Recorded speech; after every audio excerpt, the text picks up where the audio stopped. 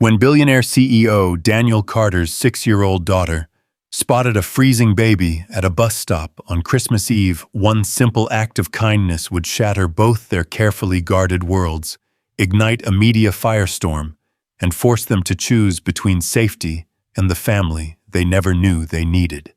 Welcome to today's story that will take you on an emotional journey through the streets of New York to the heights of corporate power.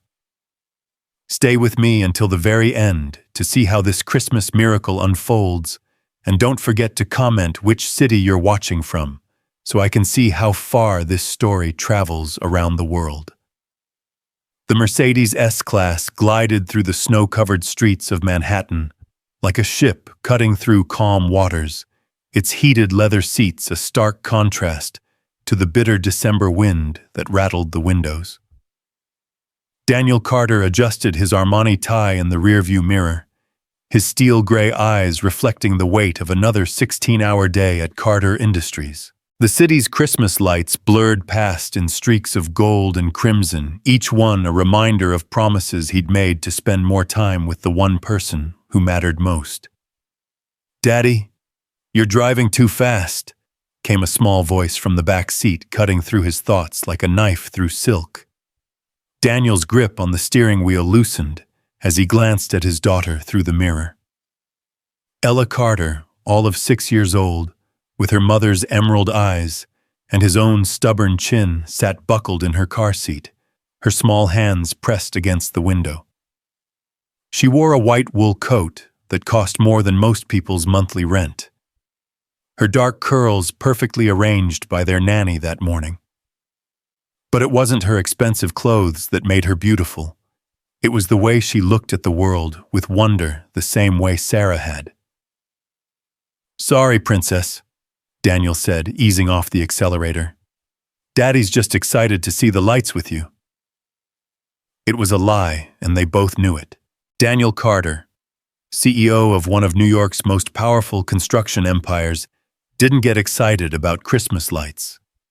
He got excited about quarterly reports, merger acquisitions, and crushing his competitors.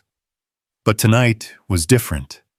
Tonight was about keeping a promise to a woman who could no longer hold him accountable for breaking it. "Mommy would have loved this," Ella whispered, her breath fogging the glass. The words hit Daniel like a physical blow. 3 years. 3 years since Sarah had died giving birth to the child who now sat behind him, filling the car with innocence and light. 3 years of raising Ella alone, of board meetings and bedtime stories, of trying to be both mother and father to a little girl who deserved so much more than a workaholic father who measured love in trust funds and college savings accounts. "Yes," he said quietly, his voice catching. "She would have." The Rockefeller Center Christmas tree came into view, towering over the ice skating rink like a beacon of hope in the urban darkness. Daniel had proposed to Sarah beneath that tree 8 years ago, when they were both young and stupid, and believed that love could conquer anything. Now it stood as a monument to everything he'd lost and everything he was trying to protect. "Can we walk around?" Ella asked as Daniel pulled into a parking space that cost more per hour than most people made in a day. "Please, Daddy. The nanny never lets me walk anywhere." Mrs. Henderson was a saint, but she was also 72 and treated Ella like a piece of fine china that might shatter at any moment. Daniel understood the impulse. When you'd already lost everything once you became paranoid about losing what remained. "Of course, Princess," he said, stepping out into the cold and immediately feeling the bite of winter air through his wool coat. New York in December was unforgiving, but it was also magical if you knew how to look at it through the eyes of a child. Ella practically bounced with excitement as Daniel lifted her from the car seat, her small arms wrapping around his neck like a lifeline. She smelled like strawberry shampoo and that indefinable scent of childhood that made his chest tight with emotion he couldn't name. "Hold my hand tight," he instructed as they approached the crowded plaza. There are a lot of people here tonight. The understatement of the year. Rockefeller Center on Christmas Eve was like Times Square on New Year's Eve, a sea of humanity pressed together in pursuit of something magical, something that would make them believe in miracles again. Tourists snapped photos with phones and cameras, couples kissed beneath the mistletoe vendors, and children pressed their faces against store windows filled with toys they'd forgotten they wanted 5 minutes later. Daniel guided Ella through the crowd with the practiced ease of a man who'd spent years navigating hostile boardrooms and contentious negotiations. The key was confidence, purpose, and never showing weakness. Wall Street was a jungle, and predators could smell fear from a mile away. "Look, Daddy." Ella pointed at the enormous tree, her eyes wide with wonder. "It's like something from a fairy tale." The tree was magnificent, Daniel had to admit. 75 feet of Norwegian spruce decorated with thousands of LED lights and topped with a crystal star that caught the light and threw rainbows across the plaza. It was the kind of thing Sarah would have insisted they see together every year, the kind of tradition she'd dreamed of building with their family. "It's beautiful, sweetheart," he said, meaning it for the first time in years. They walked slowly around the tree, Ella chattering about angels and Santa Claus, and all the things that made Christmas magical when you were 6 years old and still believed the world was fundamentally good. Daniel found himself relaxing despite the crowd, despite the cold, despite the constant buzz of his phone with messages from Victor Reynolds and the other vultures who circled his company like sharks smelling blood in the water. "Daddy, I'm hungry," Ella announced after they'd completed their second circuit of the tree. "What would you like?" Daniel asked, though he already knew the answer. Ella had simple tastes, despite her privileged upbringing. Hot chocolate and cookies, the kind of food that came from street vendors and tasted like childhood. "Hot chocolate with marshmallows," she exclaimed, tugging on his hand toward a vendor stand that glowed like a beacon of warmth in the cold night. They were standing in line behind a family from Ohio.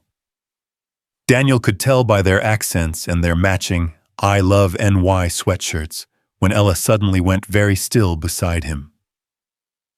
"Daddy," she whispered, her voice taking on that serious tone she got when she was about to ask him to donate money to save the whales or help homeless puppies. "Look."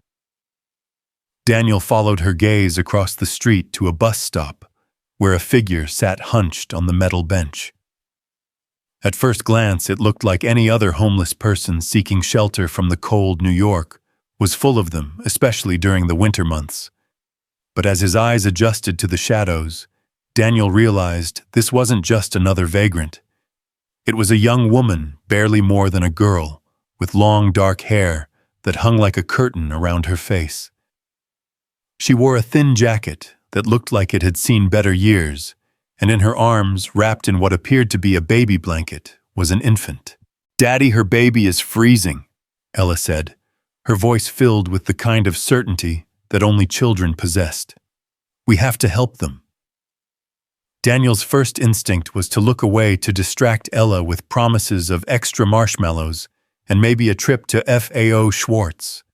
He'd learned long ago that you couldn't save everyone, that New York was full of sob stories and hard luck cases, and that getting involved usually led to complications he didn't have time for.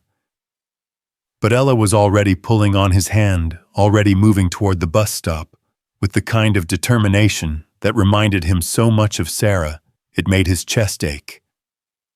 "Ella, wait," he said, catching her arm gently. "We don't know anything about that woman. She could be dangerous."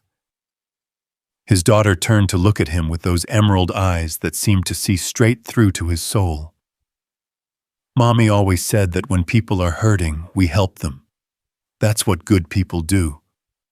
The words hit him like a slap. Sarah had said exactly that countless times during their marriage. She'd volunteered at homeless shelters, donated to children's charities, and insisted they keep granola bars in the car to give to panhandlers. Daniel had always admired her compassion, even when it inconvenienced him. "Please, Daddy." Ella continued, her voice soft but insistent. "The baby is so little." Daniel looked across the street again. The woman hadn't moved, but he could see now that she was shivering, her shoulders shaking with either cold or exhaustion. The bundle in her arms was tiny, barely visible beneath the thin blanket. Against every instinct he'd developed in 15 years of cutthroat business, Daniel found himself nodding. "Okay," he said quietly. "But we stay together, and if I say we leave, we leave. Understood?" "Understood," Ella said solemnly, though her eyes were already bright with excitement. They crossed the street carefully, Daniel's hand firm on Ella's shoulder, as they navigated the evening traffic. Up close, the young woman looked even younger, maybe 19 or 20, with the kind of bone-deep exhaustion that came from weeks of sleeping rough. Her clothes were clean but threadbare, and her shoes had holes that would let in the slush and snow. "Excuse me," Daniel said softly, not wanting to startle her. The woman's head snapped up, her eyes wide with fear and suspicion. They were brown, Daniel noticed the color of warm chocolate, and filled with a wariness that spoke of recent betrayals and broken promises. Her face was thin with high cheekbones and full lips that might have been beautiful under different circumstances. "I don't want any trouble," she said quickly, her voice carrying a slight accent that Daniel couldn't quite place. "I'm just waiting for the bus." "We're not here to cause trouble," Daniel said, raising his hands in a gesture of peace. "My daughter noticed you and your baby, and she was concerned about the cold." The woman's eyes darted to Ella, who stepped forward with the fearless confidence of a child who'd never known real hardship. "Hi," Ella said simply. "I'm Ella. What's your baby's name?" For a moment, the woman just stared at them as if trying to determine whether this was some kind of trick or trap. Then slowly, she pulled back a corner of the blanket to reveal a sleeping infant, maybe 3 or 4 months old, with dark hair and impossibly long eyelashes. "His name is Noah," she said quietly. "I'm Lily." "He's beautiful," Ella said, with the kind of sincere admiration that only children could muster. "But he looks cold. Are you cold too?" Lily's composure cracked slightly, and Daniel saw her swallow hard before answering. "A little, but we're okay. We're just waiting for the next bus." "Where are you going?" Daniel asked, though he suspected he already knew the answer. We're staying with a friend," Lily said, the lie obvious in her voice. "She lives uptown." It was Christmas Eve. The buses would stop running soon, and even if they didn't, Daniel could see that this girl had nowhere to go. She was young, alone, and scared with a baby who needed warmth and safety, and all the things that money could buy, but desperation couldn't provide. "Listen," he said, making a decision that would change all their lives. "Why don't you come with us, just for tonight? Get warm, maybe get something to eat." Lily's eyes narrowed with suspicion. "I don't know what kind of game you're playing, but I'm not interested." "It's not a game," Daniel said, surprised by how much he meant it.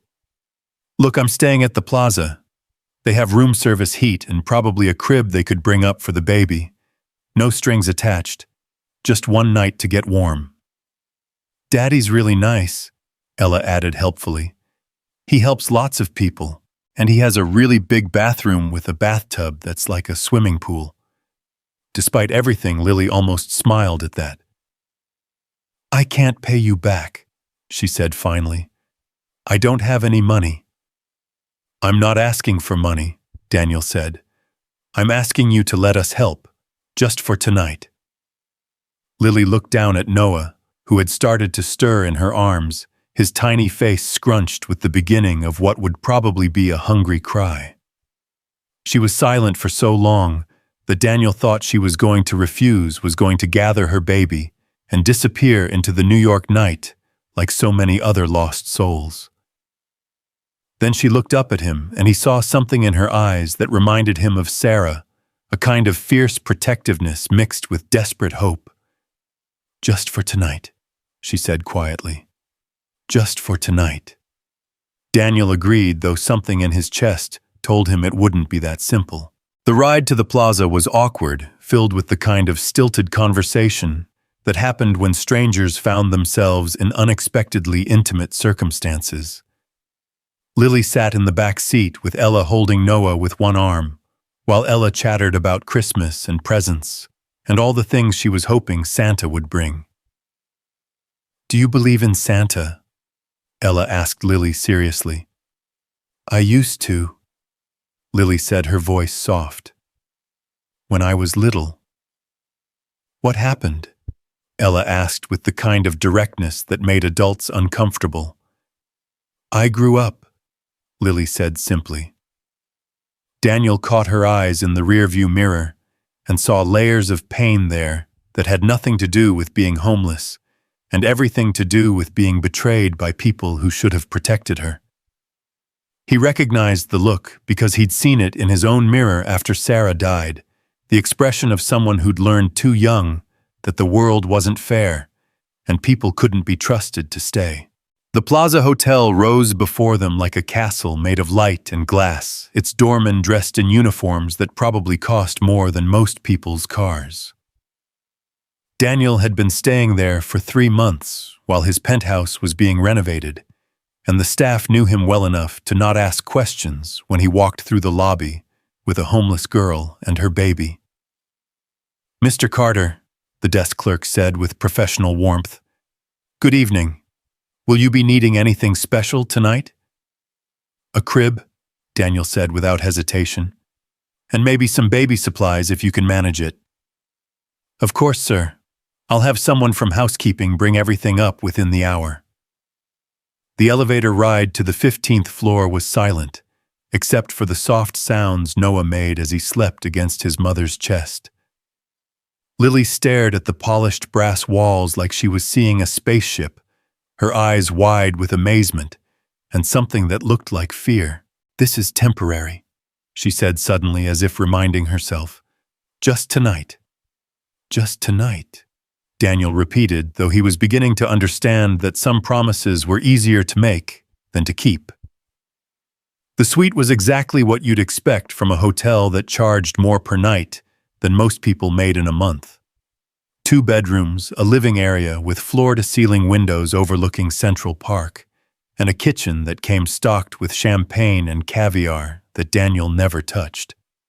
"Holy cow," Ella breathed, apparently seeing the suite through fresh eyes. "This is like a palace." "It's just a hotel room," Daniel said, though he could see Lily taking in the marble floors, the crystal chandelier, the artwork that probably cost more than most people's houses. "Just a hotel room," Lily repeated quietly, her voice filled with something between awe and bitterness. "Right." Noah chose that moment to wake up and start crying, the sound sharp and desperate in the elegant silence of the suite. Lily immediately began rocking him, whispering soft words that Daniel couldn't quite hear, but her movements were tired, and her face was pale with exhaustion. "When did he last eat?" Daniel asked. "This morning," Lily said, then quickly added, "I mean a few hours ago. He's fine." She was lying again, and they all knew it. Noah's cries had the urgent quality of a hungry baby, and Lily's shirt was stained with what looked like spit-up from earlier feedings. "There's a 24-hour pharmacy downstairs," Daniel said. "I could get formula diapers, whatever you need." "I don't have money for—" "I'm not asking you to pay," Daniel interrupted gently. "Let me help." For a moment, Lily just stood there holding her crying son, pride and desperation warring in her face. Then Noah's cries grew louder, more insistent, and she finally nodded. "Okay," she whispered. "Thank you." Daniel was gone for 20 minutes, returning with enough baby supplies to stock a small nursery. Formula diapers, clothes in various sizes, bottles, blankets, and a few toys that Ella had insisted Noah would need. The bill was more than most people spent on groceries in a month, but Daniel barely noticed. Money had stopped meaning anything to him years ago. It was just a way of keeping score, of proving he was winning a game that didn't matter anymore. When he returned to the suite, he found Ella and Lily sitting on the couch together. Noah finally quiet in Lily's arms. Lily had taken off her thin jacket, revealing a sweater that had seen better days, and arms that were too thin, the kind of thinness that came from missing too many meals. He stopped crying when Ella started singing to him. Lily said, her voice filled with wonder. "She has a beautiful voice." "She gets that from her mother," Daniel said automatically, then felt the familiar pang of loss that always followed mentions of Sarah. "Where is her mother?" Lily asked, then immediately looked stricken. "I'm sorry. That's none of my business." "She died," Ella said matter-of-factly, the way children did when they'd had 3 years to process a loss that still felt fresh to Daniel. "When I was a baby. But Daddy says she's watching over us from heaven." Lily's face went soft with sympathy and understanding.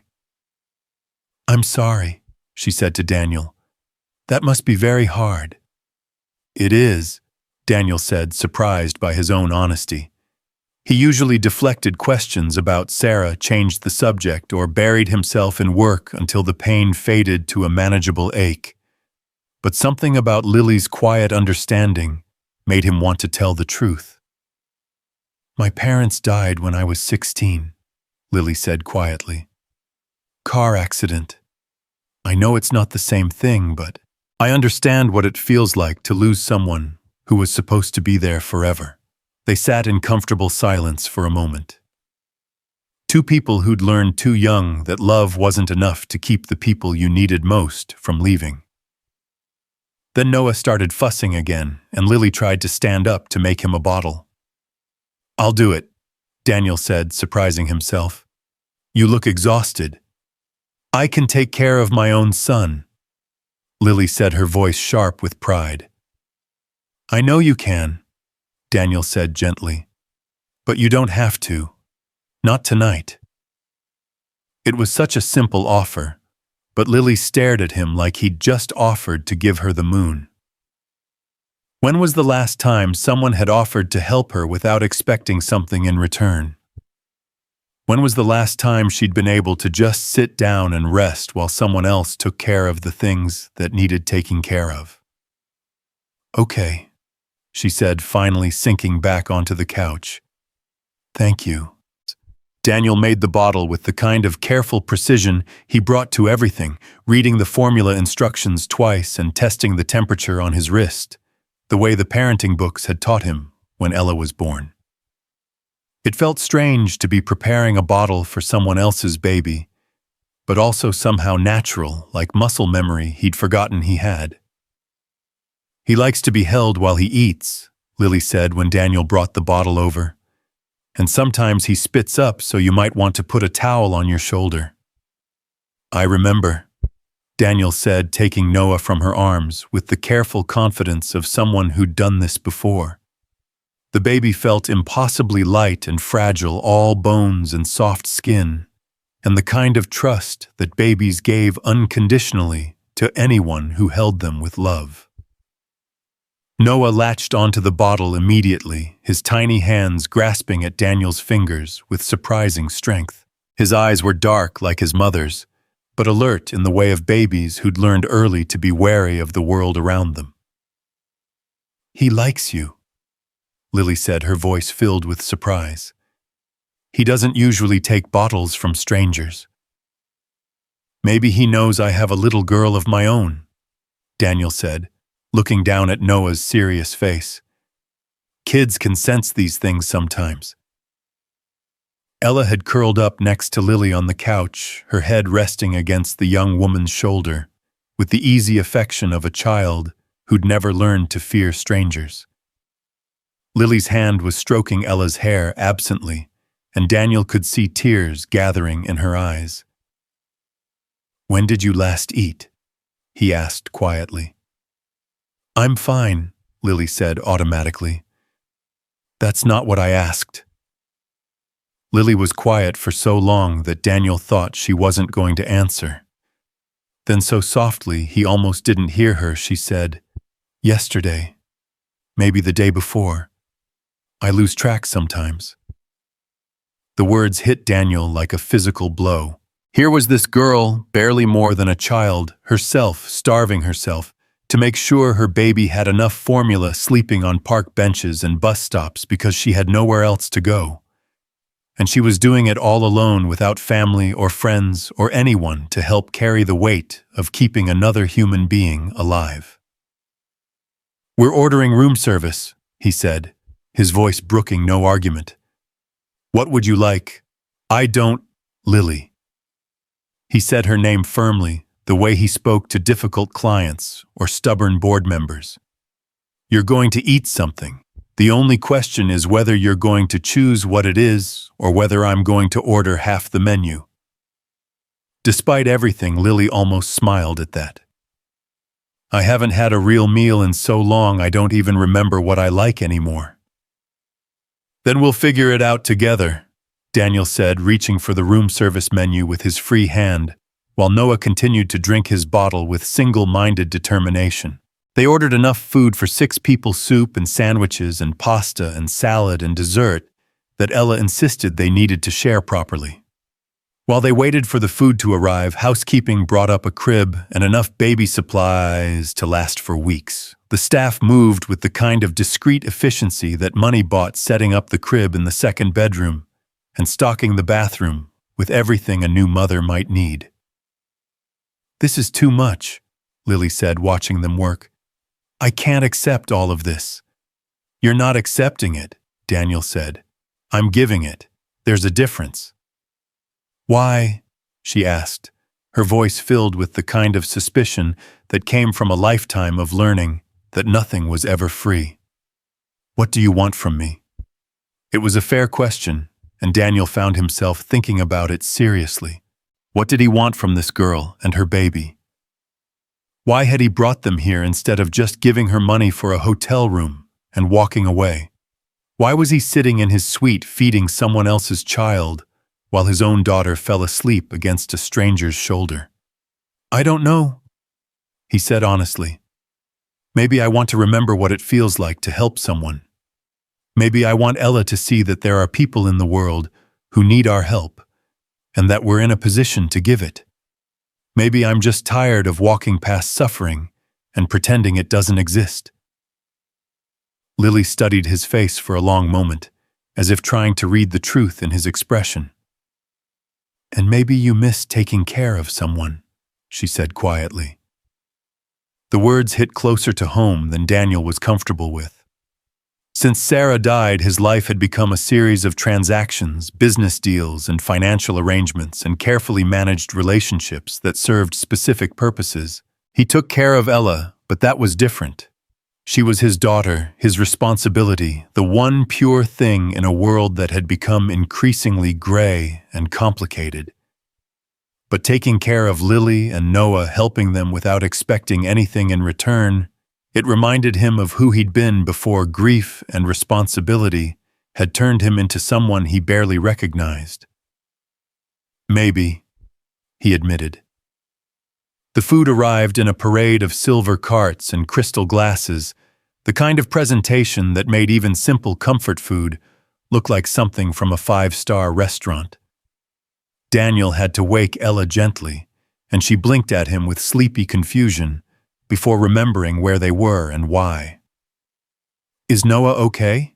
she asked immediately, her concern for the baby overriding her own tiredness.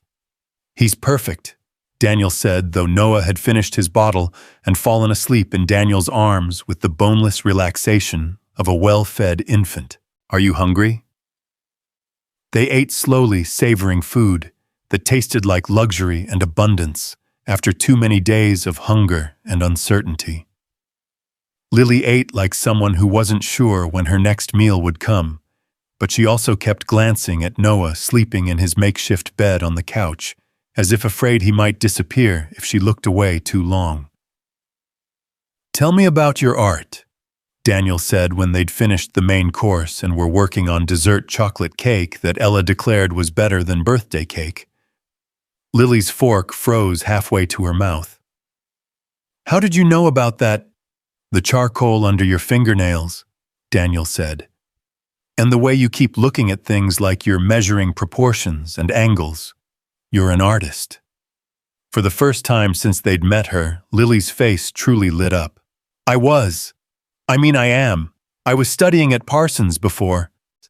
She gestured vaguely, encompassing everything that had led her to a bus stop on Christmas Eve, with nothing but a baby and a thin jacket. "What happened?" Ella asked with a child's directness. Lily's expression closed off again, and Daniel could see her retreating behind the walls she'd built to protect herself. "Life happened. People make promises they don't keep. Families decide they don't want you anymore. Boys who say they love you disappear when things get complicated." She said it matter-of-factly, without self-pity, but Daniel could hear the pain underneath the words. Here was someone who'd been betrayed by everyone who should have protected her family friends, the father of her child. No wonder she was suspicious of help, wary of kindness that came without strings attached. "I'm sorry," he said simply. "It's not your fault," Lily said, then looked at Ella with something like wonder. "But thank you for dinner, and for the warm place to sleep. Noah and we haven't had either of those things in a while." "How long have you been homeless?" Daniel asked gently. 2 months, Lily said. "Since my landlord found out about Noah and decided babies were too much trouble. I tried the shelters, but they're full, and some of them," she shuddered slightly, "some of them aren't safe places for a woman alone with a baby." Daniel felt anger rise in his chest, not at Lily, but at a system that could let a young mother and her infant slip through the cracks, at a world that could be so casually cruel to the people who needed help most. "Where's Noah's father?" he asked, though he suspected he already knew the answer. "Gone," Lily said simply. "He was a senior at Parsons when I was a sophomore. Charming, ambitious, full of big plans for the future. When I told him I was pregnant, he said he wasn't ready to be a father, gave me money for an abortion, and disappeared." "But you kept the baby." "I couldn't," Lily said, looking down at Noah sleeping peacefully in his temporary bed. "I just couldn't. He's mine, you know. The only family I have left." Ella had fallen asleep again, curled up in the oversized armchair, like a cat, her dark curls falling across her face. Daniel looked at his daughter and tried to imagine what his life would have been like if Sarah had died, and he'd had no money, no resources, no family to help him care for a newborn. The thought made him feel sick. "What about your family?" he asked. Lily's laugh was bitter. "My grandmother raised me after my parents died. She's very religious, very traditional. When I told her I was pregnant and not married, she said I'd made my choice and I'd have to live with the consequences. Haven't heard from her since." "That's terrible," Daniel said, meaning it. "That's family," Lily said with a shrug. "Some people get lucky, some don't." They sat in silence for a while, watching Noah sleep and listening to the sounds of the city 15 floors below. It was getting late, and Daniel could see exhaustion pulling at Lily's features, the kind of bone-deep tiredness that came from weeks of sleeping with one eye open, of never feeling truly safe. "The bedroom has a lock," he said quietly, "and tomorrow we can figure out what comes next. But tonight, you and Noah can sleep safely." Lily looked at him for a long moment, and Daniel could see her weighing his words, looking for the catch, the angle, the price that would come due later. but all she found was sincerity, and maybe that was the most surprising thing of all. "Thank you," she said simply, "for everything." "Thank you for letting us help," Daniel said, and realized he meant it. For the first time in months, maybe years, he felt like he was doing something that mattered, something that would make Sarah proud if she were watching.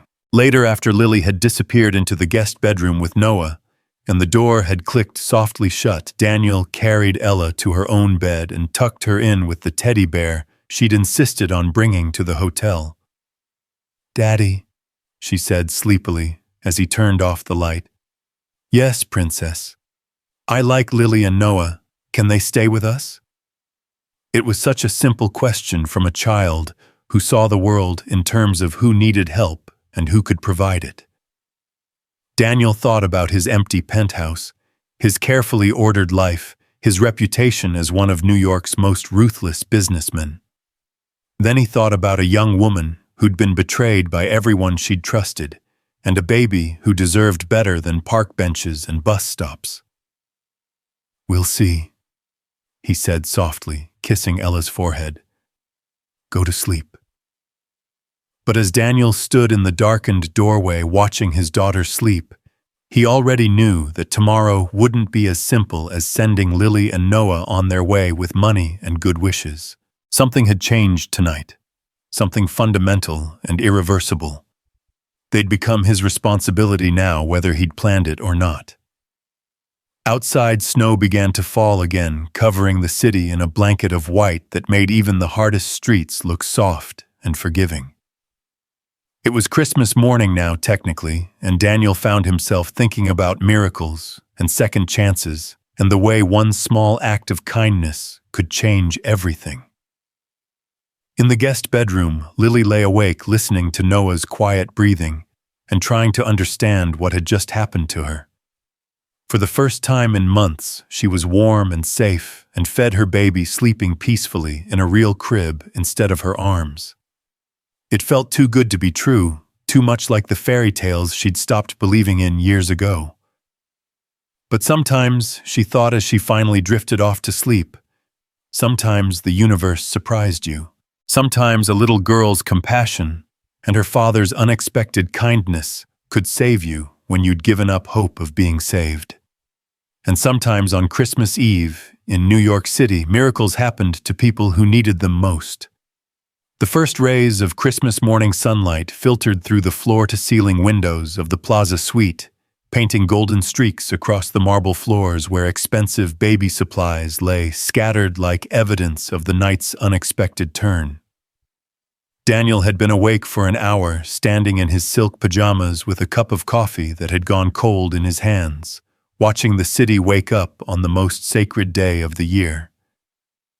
The irony wasn't lost on him Christmas morning, and instead of the carefully orchestrated holiday he'd planned with Ella, he found himself playing host to a homeless girl and her infant son. The sound of a door opening softly broke his reverie. Lily emerged from the guest bedroom like a ghost, her hair tangled from sleep, Noah cradled against her chest in yesterday's clothes. She moved carefully, as if afraid that too much noise might shatter whatever spell had brought her here, might wake her from what had to be an impossible dream. "Good morning," Daniel said quietly, his voice carrying across the spacious living area. Lily startled slightly, then relaxed when she saw him. "I was trying not to wake anyone," she said, her voice still thick with sleep. "Noah's hungry, and I didn't want to disturb you." "You're not disturbing anything," Daniel said, setting down his coffee cup. "There's formula in the kitchen and clean bottles. Help yourself to whatever you need." She hesitated in that way she had, as if accepting even the smallest kindness required a mental calculation of what it might cost her later. But Noah's soft fussing grew more insistent and maternal instinct overrode caution. She moved toward the kitchen with the careful steps of someone who'd learned not to take up too much space in the world. Daniel watched her prepare the bottle with the efficient movements of a mother who'd been doing this alone for months, testing the temperature on her wrist, adjusting Noah's position in her arms. She'd slept in her clothes, the same thin sweater and worn jeans from yesterday, and in the morning light, he could see just how young she really was.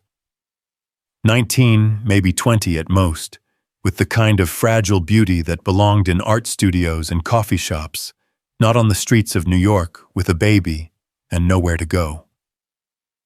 "Did you sleep well?" he asked, though he could see from the shadows under her eyes that rest had been elusive even in the safety of his suite. "Better than I have in weeks," Lily admitted, settling onto the couch to feed Noah. "I kept waking up because it was so quiet. No sirens, no people shouting, no one trying to move us along." She paused, looking around the elegant room as if seeing it for the first time. "This place is like another world." It was another world, Daniel realized. A world of privilege and comfort that he'd become so accustomed to that he'd forgotten how it might look to someone who'd been sleeping in doorways and bus stations. The suite probably cost more per night than most people made in a month, filled with amenities that he took for granted, hot water that never ran out, food that appeared with a phone call, safety that came with locked doors, and security guards in the lobby. "Daddy," Ella's voice drifted from her bedroom, still heavy with sleep. "Are Lily and Noah still here?" "We're here, sweetheart," Lily called softly. Her voice warm with an affection that seemed to come naturally, despite knowing Ella for less than 12 hours. Ella appeared in the doorway in her Christmas pajamas, red silk with white trim that probably cost more than most children's entire wardrobes. Her dark curls were a mess sticking up in all directions, and she rubbed her eyes with the back of her hand, like the 6-year-old she was beneath all the expensive clothes and careful manners. "It's Christmas," she announced with the kind of joy that only children could muster. Then stopped short when she saw Noah nursing in Lily's arms. "Is he okay?" "He was crying a lot last night." "He's perfect," Lily said with a smile that transformed her entire face. "Just hungry. Babies eat a lot when they're growing." Ella padded over to the couch and climbed up beside them with the easy familiarity of a child who'd never learned to fear strangers. She peered at Noah with the intense curiosity of someone who'd rarely been around babies, reaching out one finger to touch his tiny hand. "He's so small," she breathed. "Was I that small when I was a baby, Daddy?" "Smaller," Daniel said, joining them on the couch. "You were born early, remember? You could fit in one of my hands." "Mommy used to say I was her little miracle," Ella said matter-of-factly, then looked at Lily with serious eyes. "Is Noah your miracle too?" The question hung in the air like something fragile and precious. Lily's face went soft, and she looked down at her son with an expression that was part love, part wonder, part fierce protectiveness. "Yes," she said quietly. "He's my miracle." The moment was broken by the insistent chiming of Daniel's phone. He glanced at the screen and felt his stomach tighten. Victor Reynolds calling on Christmas morning like the predator he was.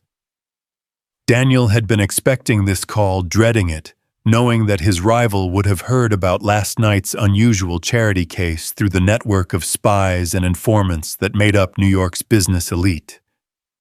"I should take this, Daniel said apologetically, moving toward the windows overlooking Central Park. "Reynolds. Merry Christmas, Danny boy."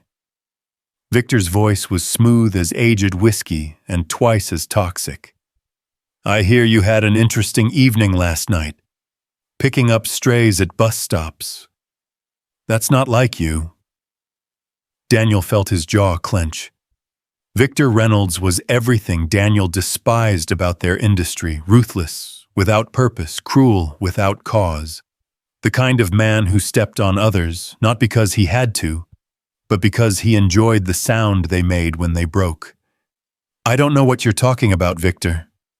"Oh, come now. The plaza has excellent security cameras, and I have excellent friends. Young woman baby, you playing the white knight in your expensive suit. Very touching, really. Very humanitarian of you. The threat was subtle but unmistakable. Victor had information, and information was currency in their world. Daniel glanced back at Lily and Ella on the couch, at Noah finishing his bottle with tiny, contented sounds, and felt something protective and fierce rise in his chest. "What do you want, Victor?" "Just checking in on an old friend," Victor said with false warmth. "Making sure you're not getting distracted from what's really important. The Morrison contract, for instance. Big decision coming up next week. Wouldn't want your judgment clouded by charitable impulses." The Morrison contract. $100 million worth of commercial development that would make or break the next 5 years for both their companies. Daniel had been working on it for months, positioning Carter Industries as the clear favorite, and Victor knew it. "My judgment is fine," Daniel said coldly. "I'm sure it is. But reputation matters in our business, Danny. Image matters. And the image of New York's most successful bachelor CEO playing house with a homeless teenager and her bastard child, well, that's the kind of story the press just loves to sink their teeth into." The words hit Daniel like physical blows. Not because they hurt him, he'd endured worse attacks from Victor over the years, but because they threatened Lily and Noah, two people who'd done nothing wrong except accept help when they needed it most. "Leave them out of this, Victor." "Oh, I have no interest in them," Victor said with the casual cruelty that had made him rich and friendless. "They're just collateral damage. But you know how these stories go, young CEO, dead wife, impressionable daughter. Add in a pretty young woman with a sob story and a baby, and suddenly you're not a grieving widower anymore. You're a predator taking advantage of someone vulnerable. The optics are unfortunate." Daniel closed his eyes, feeling the familiar weight of responsibility settling on his shoulders like a lead blanket. Everything he'd built, everything he'd worked for, could be destroyed by whispers and innuendo and carefully planted stories in the wrong newspapers. And Lily, who'd already been betrayed by everyone who should have protected her, would become a target simply for accepting his help. "What's your point, Victor?" "My point is that I'm a good friend," Victor said smoothly. "And good friends look out for each other. So here's what's going to happen. You're going to send your little charity case on her way with a nice check and a pat on the head. You're going to withdraw your bid on the Morrison contract. And in return, I'll make sure no one hears about your Christmas Eve adventure. And if I don't, then by New Year's you'll be lucky if the only thing you lose is a construction contract." The line went dead, leaving Daniel staring out at Central Park, where families were already gathering for Christmas morning walks, children bundled in expensive coats, while their parents sipped coffee from thermal mugs that cost more than some people's weekly grocery budget. "Daddy," Ella's voice brought him back to the present. "Who was that?" Daniel turned to find 3 pairs of eyes watching him. Ella's filled with curiosity. Lily's with growing concern. Noah's with the unfocused attention of a well-fed baby. "Just business," he said, forcing his voice to remain calm. But Lily's eyes narrowed with the kind of street-smart perception that came from months of reading people's intentions, of learning to recognize danger before it could hurt her. "Bad business," she said quietly. "I can tell." Daniel wanted to lie to protect her from the truth of what his world was like, how quickly kindness could be weaponized and generosity could become a liability. But there was something in her expression that reminded him she'd already learned the hardest lessons life had to teach. "Someone who doesn't approve of my choices," he said carefully. "Someone who knows about us," Lily said, and it wasn't a question. The silence stretched between them, heavy with implications and unspoken threats. Ella looked confused, sensing the tension, but not understanding its source, while Noah continued to make soft baby sounds, blissfully unaware that his presence in this elegant suite had already made enemies for people he'd never met. "I should go," Lily said finally, her voice flat with resignation. "I knew this was too good to be true. I should have known there would be consequences." "No," Daniel said sharply, surprising himself with the vehemence in his voice. "You're not going anywhere." "You don't understand," Lily said, shifting Noah to her shoulder and starting to stand. "People like me don't get to stay in places like this. There's always a price, always someone who gets hurt. I won't let that someone be you or Ella." "Sit down," Daniel said, his voice carrying the authority that had made him one of New York's most successful businessmen before he was 35. "Please." Something in his tone made Lily sink back onto the couch, though her body remained tense, ready to flee at the first sign of real danger. "What's happening?" Ella asked, her voice small and worried. "Are Lily and Noah in trouble?" "No, sweetheart," Daniel said, sitting down beside his daughter and pulling her close. "No one's in trouble. Some people just don't understand that helping others is the right thing to do. But Mommy always said—" "Mommy was right," Daniel interrupted gently. "She was always right about these things."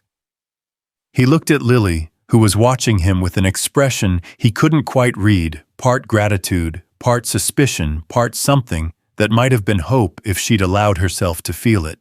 "Here's what's going to happen," he said, his voice taking on the tone he used in board meetings when he was about to make a decision that would change everything. "We're going to have Christmas breakfast. Then we're going to my penthouse where there's more space and better security. And then we're going to figure out what comes next." "Daniel," Lily said quietly, using his first name for the first time. "You don't owe us anything. You've already done more than enough." "This isn't about owing," Daniel said. "This is about doing what's right. What about your business, your reputation? The phone call?" "Let me worry about that," Daniel said firmly. "You worry about taking care of Noah. I'll worry about everything else."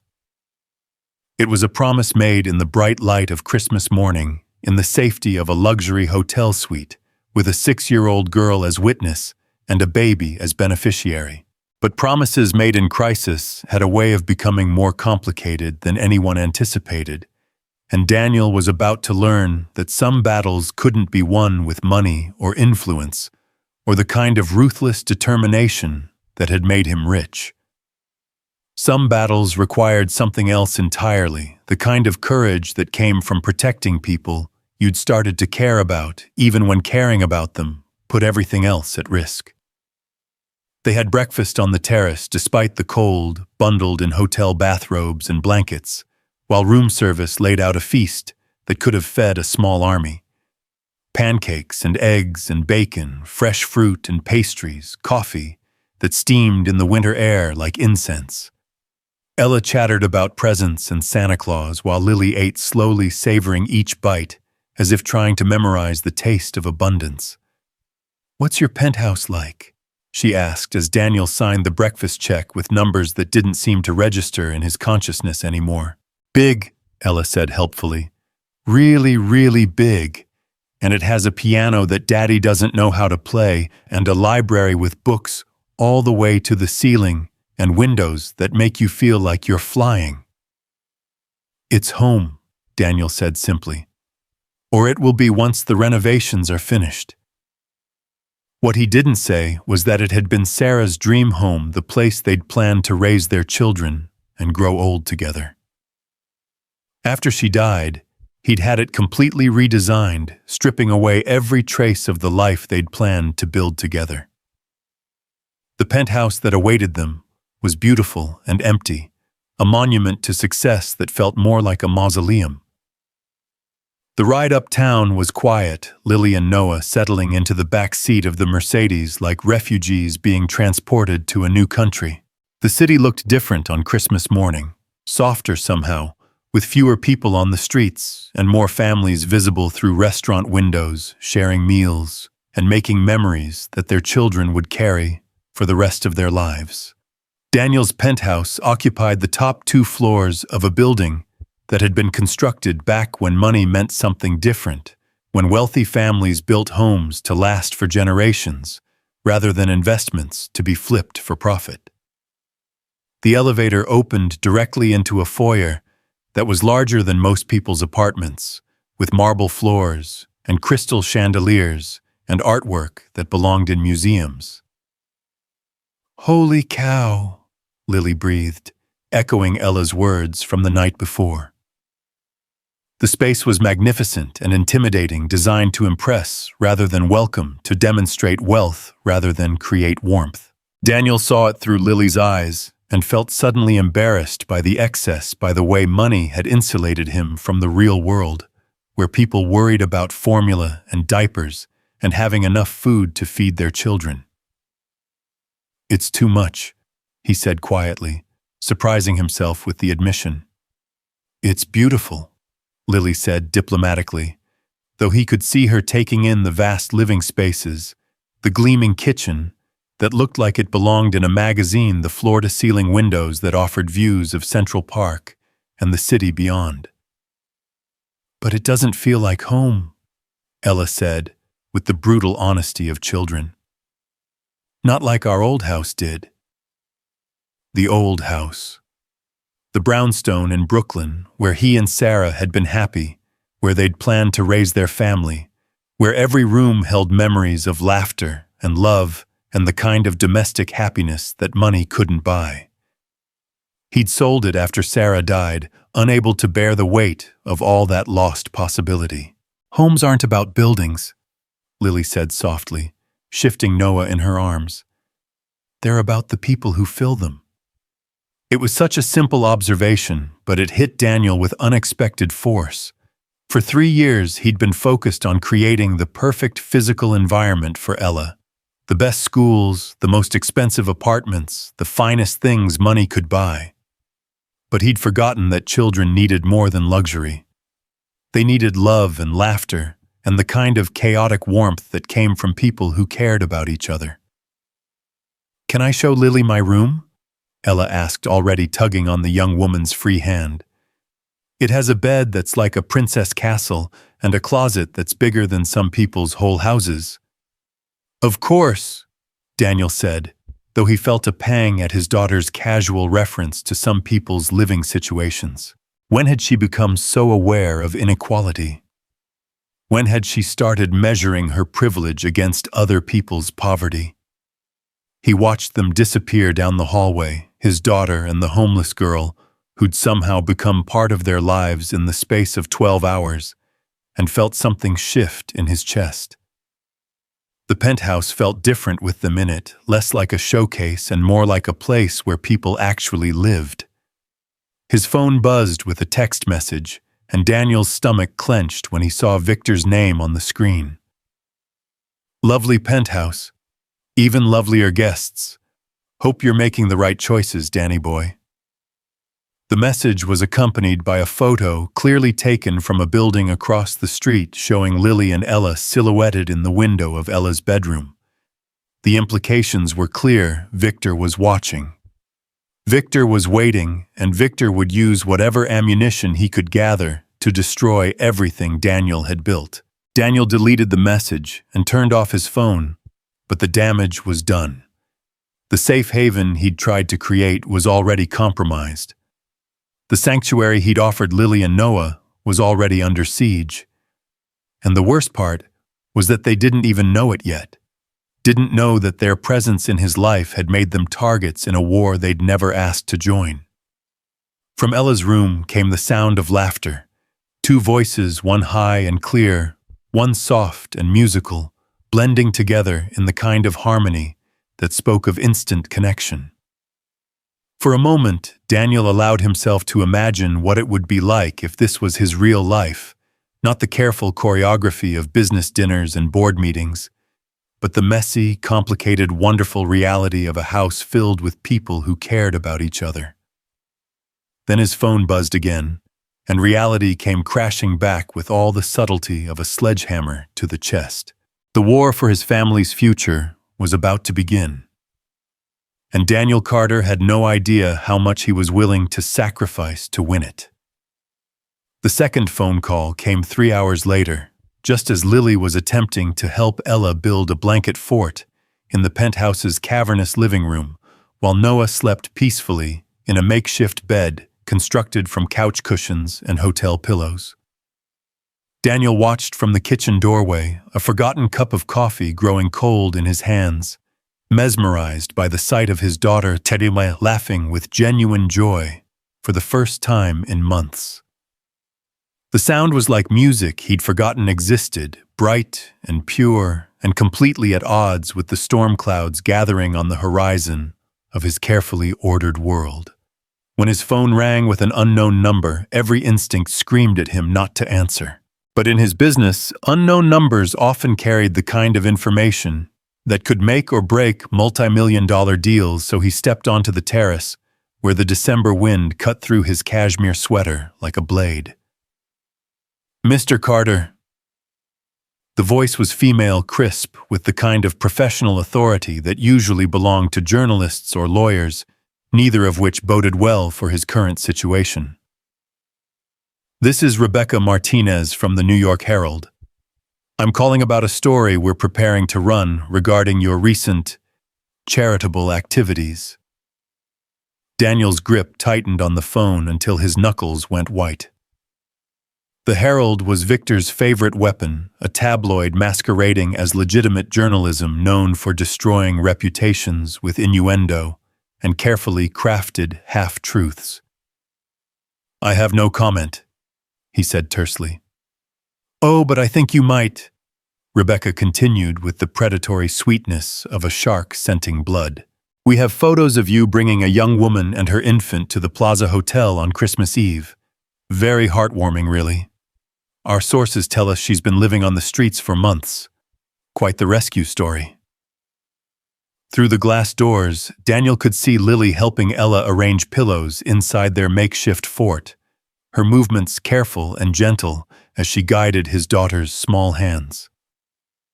She looked up just then, catching his eye through the window, and her smile faltered when she saw his expression. "What exactly do you want?" Daniel asked, turning away from the window. "Just the truth," Rebecca said with false sincerity. "How long have you known Ms. Miller? What's the nature of your relationship? Are you planning to adopt her child? Our readers are fascinated by stories of unexpected romance, especially when they involve wealthy widowers and vulnerable young women." The implications hung in the air like poison gas. Daniel could already see the headlines, could imagine the photographs, carefully cropped to suggest intimacy where none existed, the quotes taken out of context to paint him as either a predator or a fool. In Victor's world, it didn't matter which narrative stuck, either one would destroy Daniel's reputation, and by extension, his business. "There is no relationship," Daniel said coldly. "I helped someone in need, that's all. Come now, Mr. Carter. A man like you doesn't bring homeless strangers to 5-star hotels without expecting something in return. What did she offer you? What services was she providing?" The words were like a slap across the face, reducing Lily's dignity and his own motivations to the basest possible interpretation. Daniel felt rage build in his chest, the kind of fury that had once driven him to build an empire just to prove he was worth more than the neighborhood kids who'd mocked his second-hand clothes and empty lunchboxes. "Print whatever lies you want," he said through gritted teeth. "But leave her name out of it." "Oh, but names make stories so much more compelling," Rebecca purred. Lily Miller, 19 years old, former art student at Parsons.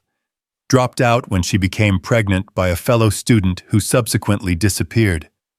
Family disowned her landlord, evicted her, forced to live on the streets with her infant son. And then, like something out of a fairy tale, rescued by one of New York's most eligible bachelors on Christmas Eve. Each detail felt like a violation, private pain turned into public entertainment. Daniel wondered how they'd gathered so much information so quickly, then remembered that Victor Reynolds had resources and connections that reached into every corner of the city. Money could buy almost anything, including other people's secrets. "What do you want?" he asked again. "An exclusive interview," Rebecca said promptly. "You, the girl, maybe some photos of domestic bliss in your penthouse. Play it right, and this could be a beautiful story about second chances and Christmas miracles. Play it wrong." She let the threat hang unfinished. "And if I refuse, then we run with what we have. Young CEO with a history of poor judgment, remember the Henderson merger that nearly bankrupted your company 2 years ago, takes advantage of a vulnerable teenager. The optics aren't great, Mr. Carter, especially with your daughter involved." The mention of Ella sent ice through Daniel's veins. His daughter was off-limits, had always been off-limits, protected by lawyers and security teams, and the kind of fierce paternal instinct that could turn civilized men into predators themselves. "You leave my daughter out of this," he said, his voice dropping to a register that had made grown men reconsider hostile takeover attempts. "That depends entirely on you," Rebecca said cheerfully. "Interview by tomorrow evening, or we run with the story we have. Your choice." The line went dead, leaving Daniel staring out at Central Park, where Christmas afternoon was painting the world in shades of gold and shadow. Families walked along the paths below, bundled against the cold, but glowing with the warmth of shared tradition and unconditional love. It looked like a scene from a movie about lives he'd never been allowed to live. Happiness he'd only glimpsed before it was snatched away. "Daniel," Lily's voice came from behind him, soft with concern. "Is everything all right?" He turned to find her standing in the doorway, Noah cradled against her shoulder, her face etched with the kind of worry that came from a lifetime of watching good things turn bad without warning. Behind her, through the living room archway, he could see Ella arranging stuffed animals inside their blanket fort, completely absorbed in the innocent joy of play. "We need to talk," he said quietly. Lily's face went pale, and she stepped backward instinctively, as if physical distance could protect her from whatever blow was coming. "You want us to leave?" "No," Daniel said quickly, then realized that might not be entirely true. The smart thing, the safe thing would be to send them away with enough money to start over somewhere far from New York and Victor Reynolds' sphere of influence. But looking at Lily's face, seeing the resignation there, the familiar expectation of abandonment, he found he couldn't do it. "Then what?" she asked. Daniel gestured toward the seating area adjacent to the kitchen, away from where Ella was playing. They sat across from each other like negotiators in a hostile takeover, the space between them charged with tension and unspoken fears. "Someone's been watching us," Daniel said without preamble. "Taking pictures, gathering information. There's going to be a story in the papers." Lily's face went from pale to gray, and she clutched Noah closer to her chest, as if she could shield him from the storm that was coming. "What kind of story?" "The kind that sells newspapers," Daniel said bitterly. "Young CEO, vulnerable girl, implications of impropriety. They're going to make it sound like I took advantage of you." "But you didn't," Lily said quickly. "You helped us. You saved us. That's not how they'll tell it." Lily was quiet for a long moment, processing the implications, with the kind of street-smart intelligence that had kept her and Noah alive for 2 months on the streets of New York. When she spoke again, her voice was steady despite the tears gathering in her eyes. I'll leave, she said simply. Tonight. We'll disappear, go somewhere they can't find us. You'll never see us again. No. The word came out sharper than Daniel intended, surprising them both with its vehemence. Running won't solve anything. These people, they'll find you wherever you go, and they'll spin your disappearance as evidence that there was something to hide. Then what do you suggest? Lily asked, her voice cracking slightly. Because I won't let Noah become collateral damage in whatever war you're fighting.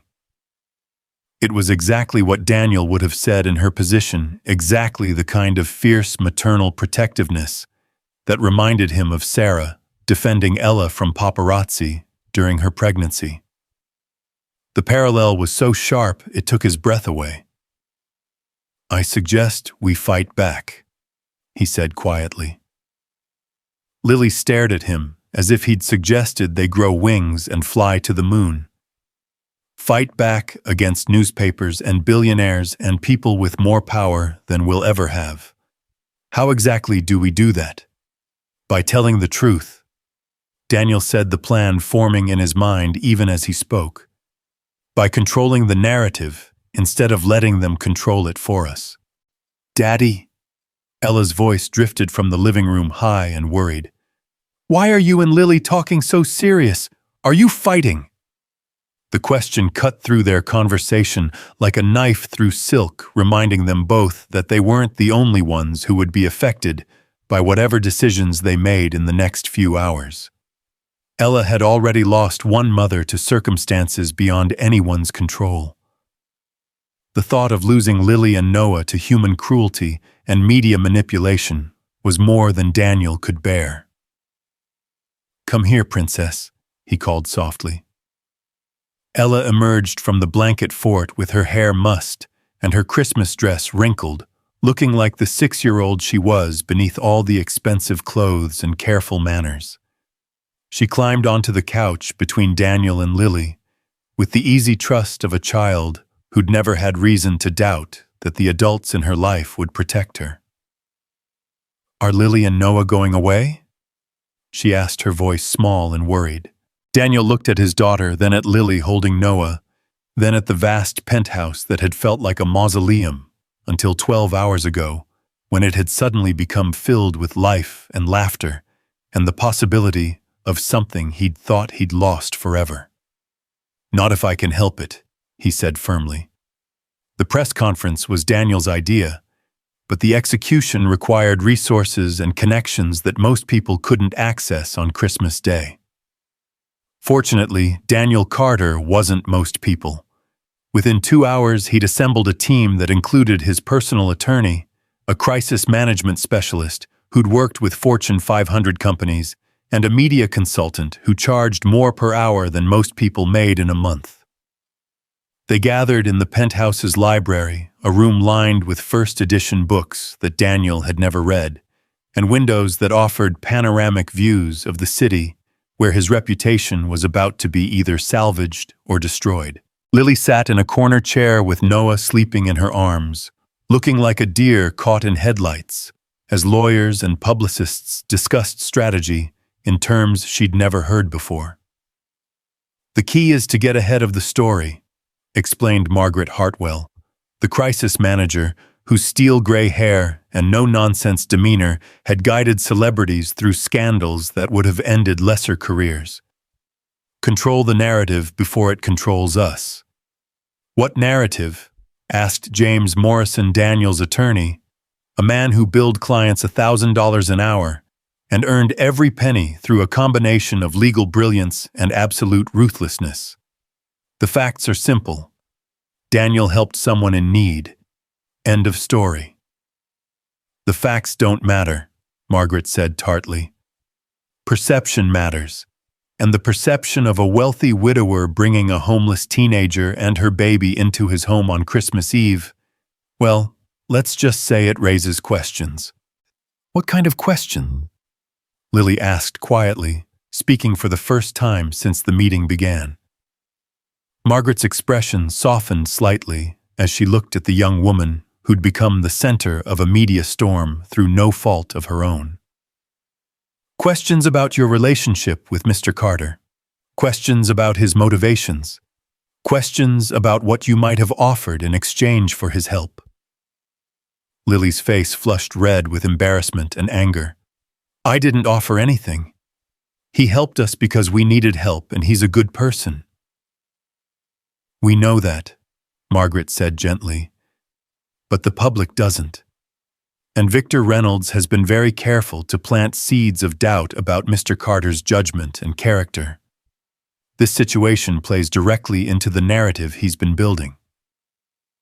So what do we do? Daniel asked, though part of him already knew the answer. We tell your story, Margaret said. All of it. How you met, why you helped, what your intentions are going forward. We make it about compassion and second chances instead of scandal and impropriety. A press conference, James said thoughtfully. Full disclosure, complete transparency. Take away their ammunition by giving them nothing to speculate about. Daniel felt Lily's eyes on him and turned to meet her gaze. She looked terrified but determined, like someone preparing to jump off a cliff, because the alternative was being pushed. What would you need me to say? She asked quietly. The truth, Margaret said simply. Your story in your own words. How you ended up on the streets. How Mr. Carter found you. What his help has meant to you and your son. They'll tear me apart. Lily said, her voice barely above a whisper. My family, Noah's father, everyone who abandoned us, they'll all have something to say about it. Yes, Margaret agreed bluntly. They will. The question is whether you're willing to endure that to protect the man who protected you. It was a hell of a choice to lay on someone who'd already sacrificed everything for her child's welfare. Daniel started to speak to tell them this was his battle and his alone, but Lily beat him to it. When do we do it? She asked. The press conference was scheduled for 6 o'clock on December 26th, giving them exactly 18 hours to prepare for what Margaret described as controlled nuclear warfare with words instead of weapons. The venue was the ballroom of the Waldorf Astoria neutral ground that suggested legitimacy and importance without the intimacy of Daniel's office or the vulnerability of his home. They spent the evening preparing Margaret, coaching Lily on how to handle hostile questions, while James worked on legal strategies to minimize the damage if things went badly. Daniel found himself in the strange position of watching his life become a public relations campaign, his private pain transformed into talking points and sound bites. Daddy, Ella said, as he tucked her into bed that night, why are people being mean to Lily? It was such a simple question from someone too young to understand that kindness could be weaponized, that helping others could become a liability in a world where everything was measured in terms of profit and loss. Because some people think that when you help someone, you must want something in return, Daniel said carefully. They can't imagine that someone might help just because it's the right thing to do. That's stupid, Ella said, with the brutal honesty of childhood. Yes, Daniel agreed. It is. Are you going to make them stop being mean? Daniel looked at his daughter, at her emerald eyes, so much like her mother's, at the trust in her expression, that assumed he could fix anything, protect anyone, make the world fair and kind through sheer force of will. I'm going to try, he said quietly. The morning of the press conference dawned gray and cold, with the kind of bitter wind that made even the shortest walk from car to building feel like an Arctic expedition. Daniel stood at his bedroom window, watching the city wake up, knowing that by evening he would either be vindicated or destroyed, that his reputation and everything he'd built would hang on the words of a 19-year-old girl who'd been sleeping on park benches a week ago. Lily emerged from the guest bedroom, looking like someone preparing for battle, dressed in a simple black dress that Margaret had procured from somewhere, her hair pulled back in a style that made her look older, more serious. She carried Noah against her shoulder, and Daniel could see her hands shaking slightly as she adjusted his blanket. "Are you ready for this?" he asked softly. "No," she said honestly, "but I'm going to do it anyway." They rode to the hotel in silence, each lost in their own thoughts about what the next few hours would bring. The Waldorf's ballroom was already packed with reporters and cameras, a sea of faces that represented every major news outlet in the city and several national publications. Daniel recognized some of them: journalists who'd covered his business deals over the years, society reporters who'd attended charity galas with him and Sarah. Rebecca Martinez from the Herald sat in the front row, her expression predatory as she prepared to watch the story she'd threatened to destroy him with play out in real time. Behind her, Daniel spotted Victor Reynolds himself, apparently unwilling to miss the show he'd orchestrated. "Remember," Margaret whispered as they prepared to take the stage. "Tell the truth, stick to the facts, and don't let them bait you into saying anything emotional." Daniel nodded, but his attention was on Lily, who stood beside him, looking like Joan of Arc, preparing to face the flames. She'd insisted on holding Noah during the conference, and the baby slept peacefully in her arms, blissfully unaware that his presence was about to become part of New York's most talked-about story. "Ladies and gentlemen," the moderator announced, "Mr. Daniel Carter and Ms. Lily Miller."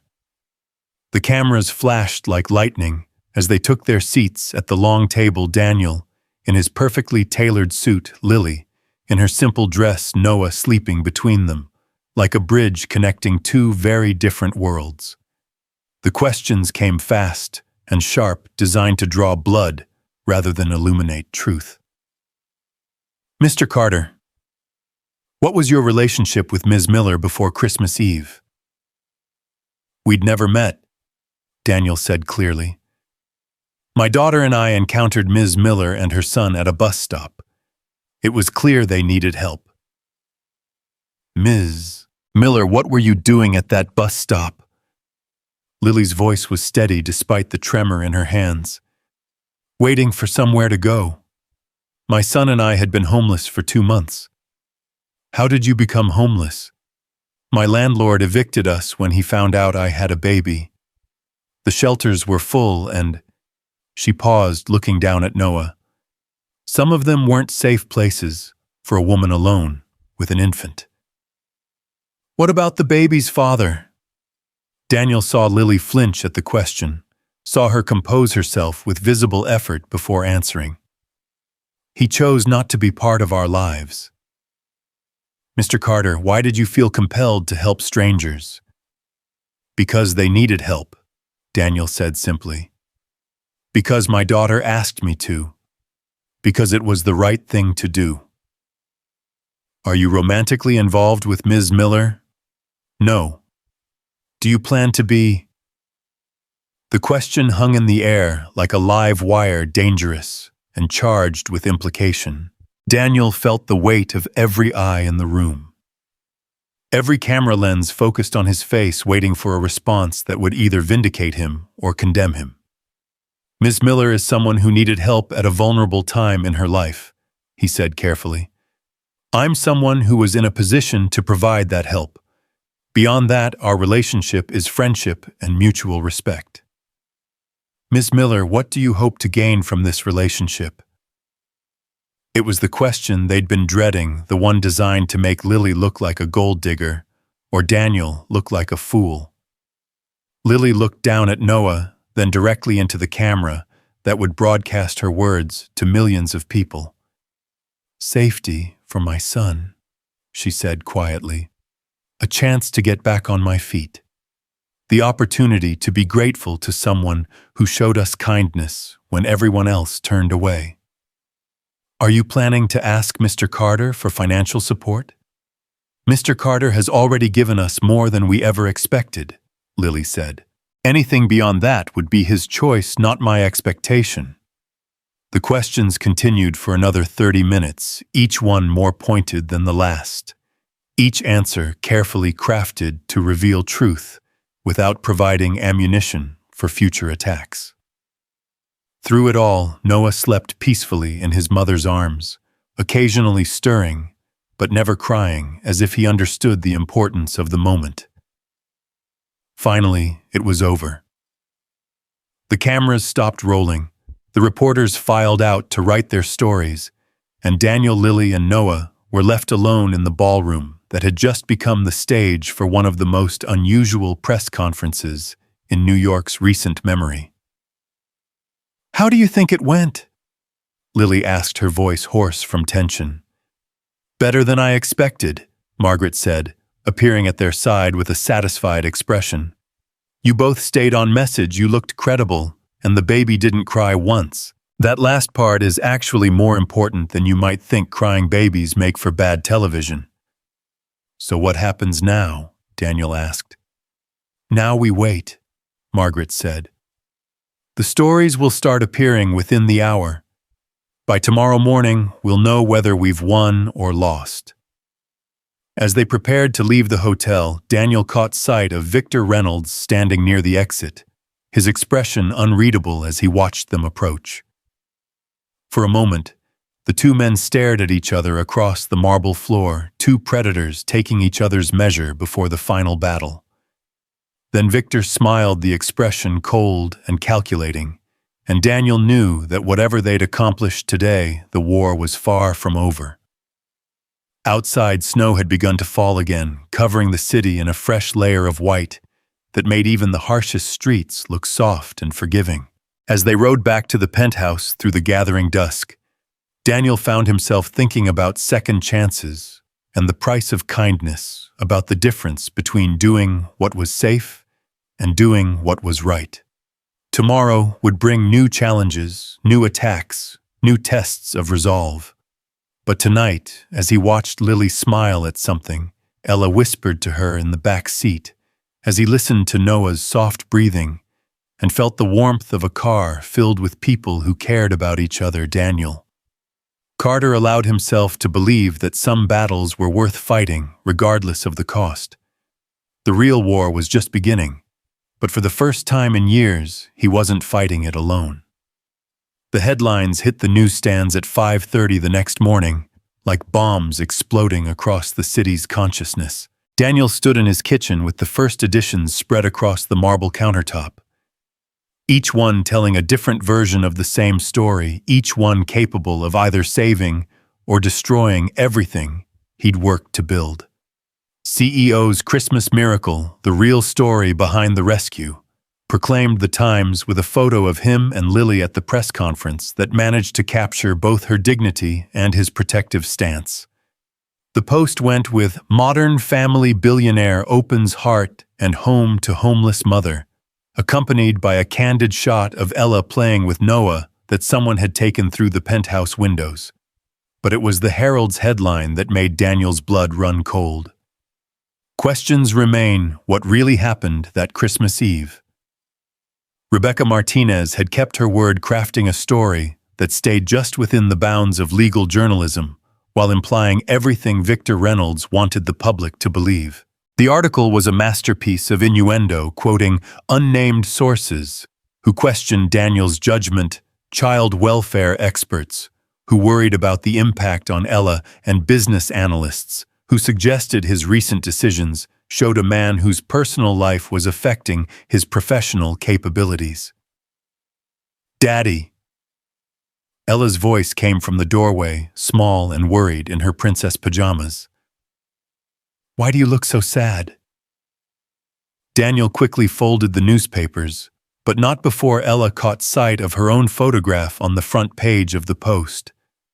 Her eyes went wide with the kind of surprise that came from seeing yourself somewhere you didn't expect to be. "Are we famous?" she asked, climbing onto the kitchen stool beside him. "Something like that," Daniel said carefully. "How do you feel about that?" Ella considered the question with the seriousness she brought to all important matters. "Will it help Lily and Noah?" Because if it helps them, then it's good. If it hurts them, then it's bad. The simplicity of her moral universe never failed to amaze him. In Ella's world, actions were measured by their impact on the people you cared about, not by their consequences for stock prices or business deals or the opinions of strangers. I hope it helps them, Daniel said honestly. Me too, Ella said, then brightened. Can I make pancakes for breakfast? Lily said she used to work in a diner, and she knows how to make them really fluffy. The mention of Lily working in a diner was new information, another piece of the puzzle that was her life before homelessness. Daniel found himself curious about all the details he didn't know where she'd grown up, what her dreams had been before Noah, what kind of art she'd created during her brief time at Parsons. Is she awake? He asked. She's feeding Noah, Ella reported. She said he's growing so fast that he needs extra food to catch up to all the good sleep he's been getting. Daniel felt something warm and unexpected in his chest at the image of Lily in the guest bedroom, comfortable enough now to joke about her son's appetite, secure enough to plan breakfast instead of preparing to flee. It was such a small thing, but it felt like progress. The sound of his phone ringing cut through the morning quiet like a knife. Daniel glanced at the caller ID and felt his stomach clench. The number belonged to Harrison Webb, chairman of the Morrison Foundation, and the man who would ultimately decide the fate of the $100 million contract that hung in the balance. Harrison, Daniel answered, trying to keep his voice neutral. Daniel, my boy. Webb's voice carried the kind of old money authority that came from generations of inherited wealth and social position. Quite a story in the papers this morning. Quite a story indeed. Through the kitchen doorway, Daniel could see Lily emerging from the guest bedroom, with Noah in her arms, her hair still messed from sleep, her face soft with the kind of contentment that came from waking up safe and warm. She looked so young, so vulnerable, that Daniel felt a surge of protective anger at anyone who would try to use her story for their own purposes. It's the truth, Daniel said simply. Oh, I don't doubt that, Webb said, though his tone suggested otherwise. But truth and perception are two very different things in our business, aren't they? And the perception of a man whose judgment might be compromised, well, that's concerning for potential partners. My judgment is fine, Harrison. Is it because Victor Reynolds called me this morning with some very interesting theories about your recent behavior? Suggestions that perhaps the stress of single fatherhood and business pressures might be affecting your decision-making capabilities. Daniel closed his eyes, feeling the trap closing around him, with the precision of a Swiss watch. Victor had been planning this for months, waiting for the perfect moment to strike, using Daniel's own kindness as ammunition against him. What exactly are you saying? Daniel asked. I'm saying that the Morrison Foundation prides itself on working with partners whose personal and professional lives reflect our values of stability, integrity, and sound judgment. Recent events have raised questions about whether Carter Industries still meets those criteria. The threat was delivered with the polite brutality that characterized old money New York, wrapped in concern but sharp as a blade. Daniel could see his future hanging in the balance, not just the Morrison contract, but every deal that would follow, every relationship that would be reevaluated based on tabloid speculation and carefully orchestrated whispers. The Morrison Foundation also prides itself on charitable work, Daniel said carefully. Helping the disadvantaged, supporting those in need. I would think my actions align perfectly with those values. Charity is admirable when it's done through proper channels, Webb said smoothly. When it's organized, vetted, and managed by professionals who understand the complexities involved. Taking strangers into your home, exposing your daughter to unknown influences, well, that raises different questions entirely. Daniel felt his temper flare, the carefully controlled anger that had driven him to succeed in a world that had never welcomed him. Lily Miller is not an unknown influence. She's a young woman who needed help, and I was in a position to provide it. Perhaps. But perception matters, Daniel. And right now, the perception is that your personal life is affecting your professional judgment. The board will be meeting tomorrow to discuss the Morrison contract. I suggest you give us something concrete to counter that perception.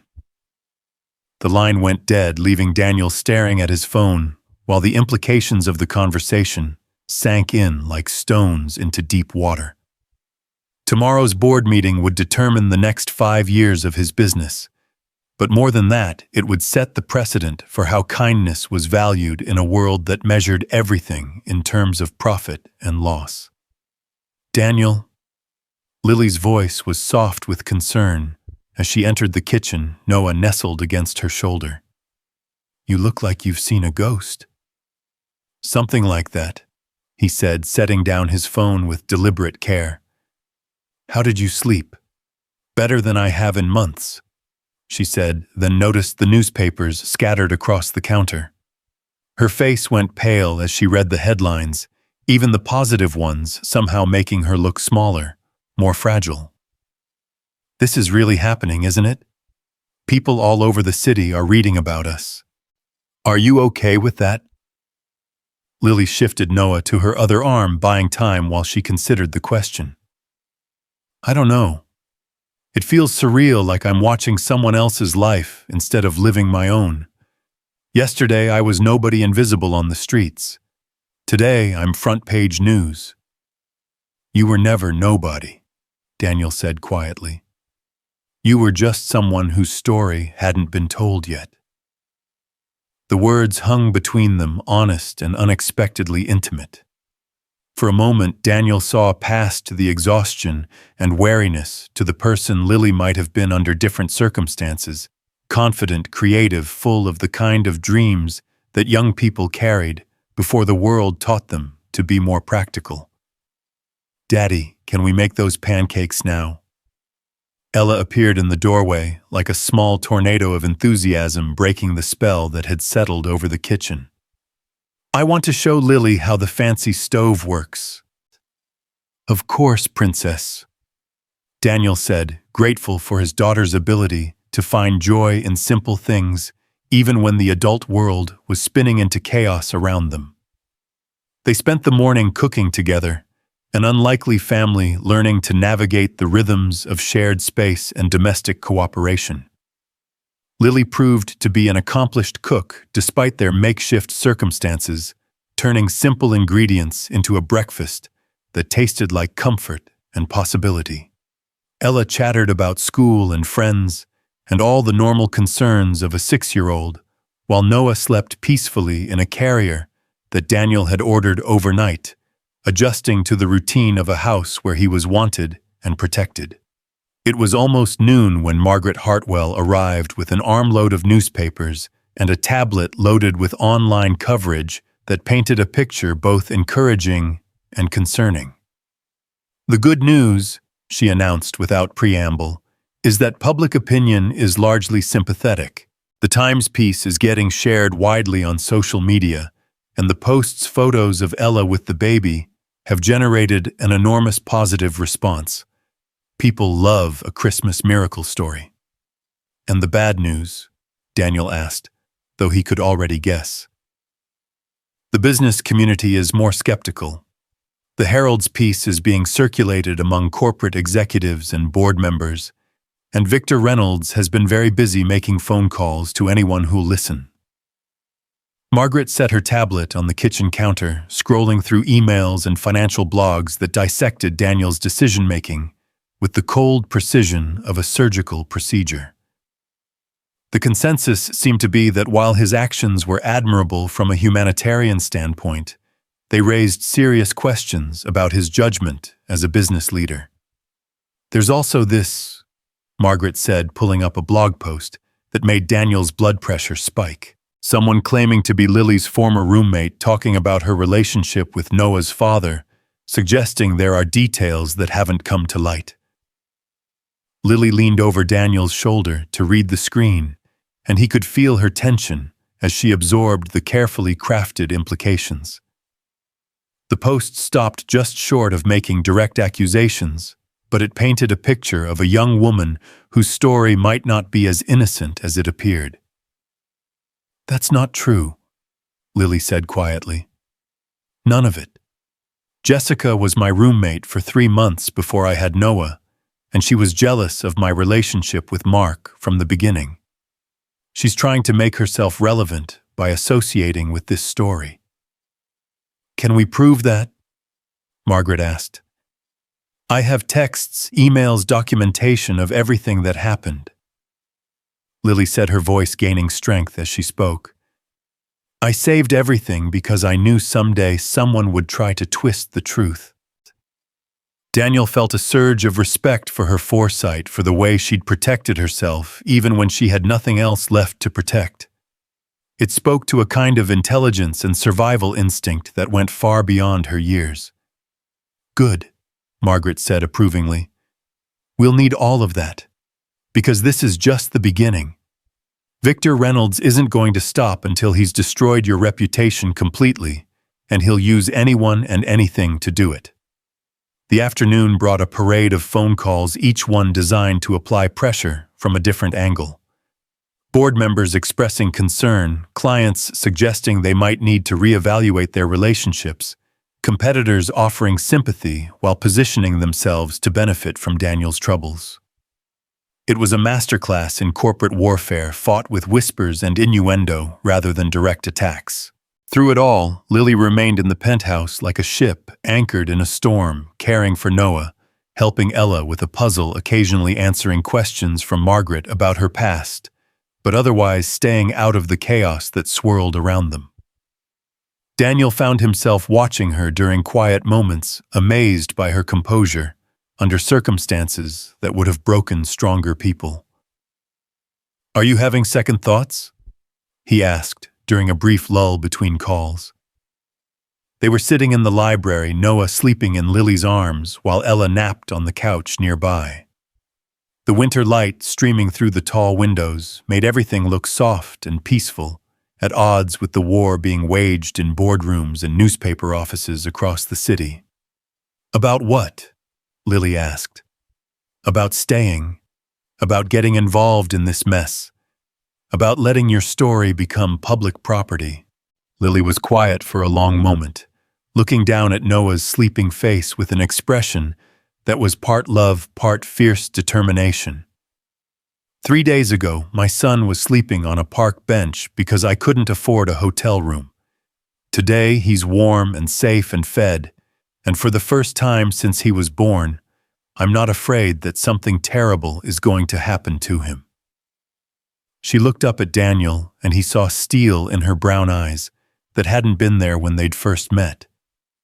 "Whatever happens next, whatever they say about me, or you or us, it can't be worse than watching my baby suffer because I couldn't protect him. So no, I'm not having second thoughts." The conviction in her voice was absolute, and Daniel felt something shift in his chest, something that had been frozen since Sarah's death beginning to thaw. Here was someone who understood the weight of responsibility, who knew what it meant to fight for the people you loved, regardless of the cost. "What about you?" Lily asked. "Are you having second thoughts?" It was a fair question, and Daniel considered it seriously. A week ago, his life had been ordered and predictable, his reputation secure, his future mapped out in 5-year plans and quarterly projections. Now he was front-page news, his business relationships in jeopardy, his carefully constructed world turned upside down by a chance encounter at a bus stop. "No," he said, surprising himself with the certainty in his voice. "I'm not." The evening news brought both vindication and fresh attacks, a complex narrative that painted Daniel as either a hero or a fool depending on which channel you watched. The local stations led with human interest angles, interviewing people on the street, who overwhelmingly supported his actions. But the business networks took a more critical approach, bringing in experts who questioned his judgment, and analysts who suggested his company's stock might be vulnerable to short sellers. "It's a classic reputation management crisis," explained one talking head who spoke with the authority of someone who'd never risked anything more valuable than a consulting fee. "When personal decisions affect professional credibility, the market responds accordingly." Daniel turned off the television and found Lily standing at the kitchen window, looking out at the city lights that stretched to the horizon like a galaxy of possibilities and dangers. Noah was asleep in her arms, and she swayed slightly as she held him, the unconscious rhythm of a mother providing comfort, even in sleep. "Penny for your thoughts," Daniel said softly.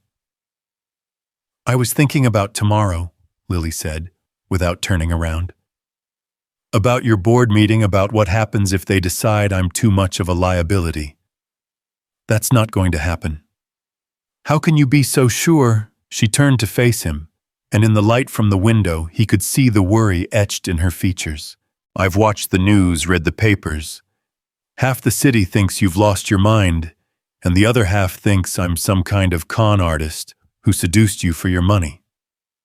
"What do you think?" Daniel asked. "I think we're both trying to do the right thing in a world that punishes people for being decent," Lily said with a bitter laugh. "I think you're risking everything you've built for someone you barely know, and I think I'm letting you do it, because I'm too selfish to walk away from the first safe place my son has ever known."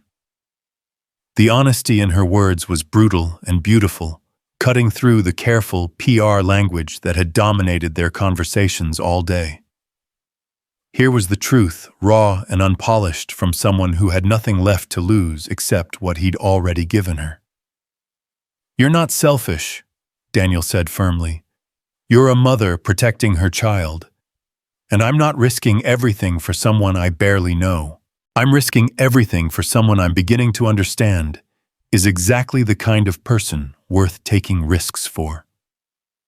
The words hung between them, more intimate than either had intended, carrying implications that neither was quite ready to examine. But before either could respond, Ella appeared in the doorway, rubbing her eyes and looking confused by the serious conversation happening around her. "Are you and Lily fighting again?" she asked sleepily. "We're not fighting, Princess," Daniel said, lifting his daughter into his arms. "We're just talking about grown-up things." "Good," Ella said, settling against his shoulder. "Because I don't want anyone to be sad anymore. We're supposed to be a family now." The simple declaration hit both adults like a physical blow, a 6-year-old's perfect clarity cutting through all the complexity and confusion of the adult world. Family. The word carried weight and promise, and a kind of hope that neither Daniel nor Lily had allowed themselves to feel. "Is that what we are?" Lily asked softly, looking at Ella with an expression of wonder and longing. "That's what I want us to be," Ella said, with the confidence of someone who'd never doubted that love was stronger than circumstance. "Don't you?" Lily looked at Daniel, and he saw tears gathering in her eyes, the kind of tears that came from wanting something so much it hurt to even imagine it might be possible. "Yes," she whispered, "I do." The board meeting was scheduled for 10 o'clock the next morning, in the conference room of Carter Industries, a glass-walled space on the 40th floor that offered panoramic views of the city Daniel had conquered through sheer determination and ruthless ambition. He arrived early, as was his custom, but instead of using the time to review financial projections or strategic analyses, he found himself standing at the window thinking about families and choices and the difference between success and significance. The other board members arrived in clusters, their expressions carefully neutral, but their body language suggesting the kind of tension that preceded a hostile takeover or a vote of no confidence. Daniel recognized the signs. He'd orchestrated enough corporate coups to know what one looked like from the inside. Harrison Webb entered last, his silver hair perfectly styled, his handmade suit impeccable, his demeanor that of a man who held other people's fates in his manicured hands. He nodded to Daniel with professional courtesy, but there was something cold in his eyes that spoke of decisions already made. "Gentlemen," Webb said, as they took their seats around the mahogany table that had witnessed countless deals worth billions of dollars, "I think we all know why we're here." For the next hour, they dissected Daniel's recent actions with the precision of surgeons examining every angle, every implication, every potential consequence for the company and its shareholders. The conversation was couched in the language of fiduciary responsibility and risk management, but the subtext was clear: Daniel Carter had become a liability, and liabilities needed to be managed. The Morrison Foundation has built its reputation on partnering with organizations that reflect our values, Webb explained with the kind of paternal disappointment that hurt more than direct criticism. Stability, predictability, sound judgment. Recent events have called those qualities into question. "What events?" Daniel asked, though he knew the answer. "Helping someone in need. Providing shelter to a homeless mother and child. Exposing the company to negative publicity," corrected Richard Blackstone, a man who'd made his fortune in hostile takeovers and had never shown mercy to anyone who stood in his way. "Creating unnecessary complications at a critical juncture in our business development. Demonstrating poor judgment in personal matters that could affect professional capabilities," added Margaret Sinclair, whose own charitable foundation had raised millions for homeless shelters, apparently without seeing the irony in her position. Daniel looked around the table at these people he'd worked with for years, people he'd considered allies, if not friends, and realized that loyalty in business was as fragile as paper in rain. They would abandon him without hesitation if it served their interests, just as they would have abandoned anyone else who threatened their carefully ordered world. "So what are you proposing?" he asked. "A leave of absence," Webb said smoothly. "Time to resolve your personal situation without the pressure of running a major corporation. Richard would serve as interim CEO while you sort things out." The coup was elegant in its simplicity, wrapped in concern for Daniel's well-being, while effectively removing him from power. Blackstone would have control of the company, Webb would have his prestigious contract, and Daniel would be left with nothing but the satisfaction of having done the right thing. "And if I refuse, then we'll have to consider other options," Webb said, with the kind of regret that was purely performative. "Emergency board votes, shareholder resolutions, the kind of public battles that benefit no one." Daniel stood up slowly, looking out at the city, where Lily was probably feeding Noah breakfast, while Ella got ready for another day of having her life examined by strangers. They were counting on him to protect them, to fight for the future they'd all started to imagine together. "I need 24 hours to consider your proposal," he said finally. "Of course," Webb said, though his expression suggested the outcome was already predetermined. "But Daniel, don't let sentiment cloud your judgment. Sometimes the best thing you can do for the people you care about is to step aside." The ride back to the penthouse felt like a funeral procession, Daniel alone in the back seat of his Mercedes, while the city passed by in a blur of gray concrete and bitter possibility. He'd built his empire from nothing, clawed his way to the top, through intelligence and determination, and a willingness to sacrifice everything for success. And now it was all hanging in the balance because he'd chosen compassion over calculation on a snowy Christmas Eve. When he arrived home, and when had he started thinking of the penthouse as home, instead of just another expensive address, he found Lily and Ella in the kitchen again, this time working on what appeared to be an art project involving colored pencils and papers spread across the marble counter. "Daddy?" Ella looked up with the kind of smile that made everything else fade into insignificance. Lily's teaching me how to draw faces. Look, I made one of you. The drawing was unmistakably childish but recognizable, capturing something essential about his expression that no professional portrait had ever managed. He looked happy in Ella's drawing, genuinely happy in a way he hadn't been since Sarah died. "It's beautiful, Princess," he said, meaning it completely. "How did the meeting go?" Lily asked quietly, reading his expression with the kind of intuition that came from a lifetime of gauging other people's moods for her own survival. Daniel looked at her, at this young woman who'd become the center of a storm she'd never asked to join, who'd faced down reporters and hostile questions and public scrutiny with a grace that shamed men twice her age. She deserved the truth, even if it wasn't what she wanted to hear. "They want me to step down," he said simply.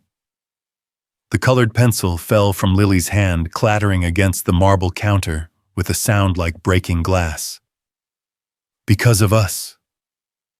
"Because of their fear," Daniel corrected. "Because they'd rather sacrifice principle for profit than stand up for what's right." "What are you going to do?" Lily asked, though her voice suggested she already knew the answer. Daniel looked at his daughter, still focused on her drawing, blissfully unaware that the adult world was crashing down around them. Then he looked at Lily, at Noah sleeping peacefully in his carrier, at this makeshift family that had somehow become more important to him than everything he'd spent 15 years building. "I'm going to fight," he said quietly, "for all of us." The decision would cost him everything he'd worked for, would pit him against people who'd once been allies, would turn his carefully ordered life into a battlefield where the weapons were words and the casualties were dreams. But for the first time since Sarah's death, Daniel Carter knew exactly what he was fighting for and exactly why it mattered more than anything else in the world. The war for his family's future was about to begin in earnest, and this time he wouldn't be fighting alone. The declaration of war came at dawn, delivered not through lawyers or board members, but through the merciless efficiency of the financial markets. Daniel stood in his home office watching Carter Industries' stock price plummet in real time, each percentage point representing millions of dollars in value evaporating into the digital ether. By market open, he'd lost more money than most people would see in 10 lifetimes, but the numbers on the screen felt abstract compared to the very real sound of Ella's laughter drifting from the kitchen where she was teaching Noah to play peekaboo. "Daddy." Ella appeared in the doorway, her face serious with the kind of concern that children felt when they sensed the adult world shifting beneath their feet. "Lily's crying, but she says she's not sad. Are people allowed to cry when they're not sad?"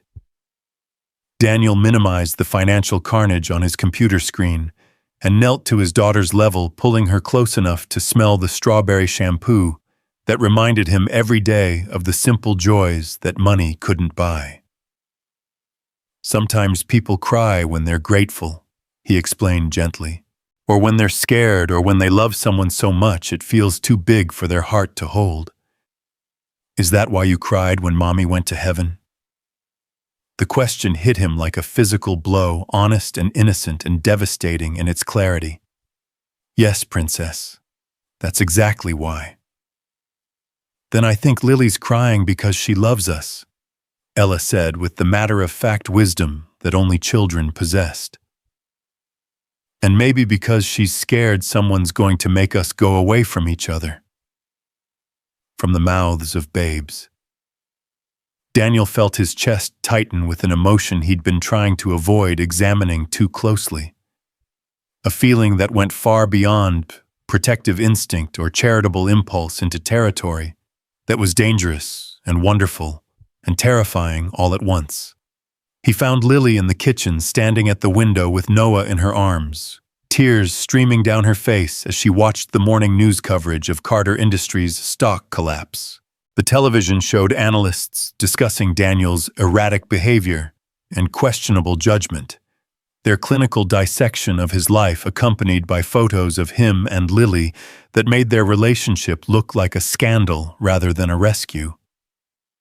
"Turn it off," Daniel said quietly, reaching for the remote. "No." Lily's voice was steady despite the tears. "I need to see what I've done to you. I need to understand the cost of my selfishness." "Your selfishness."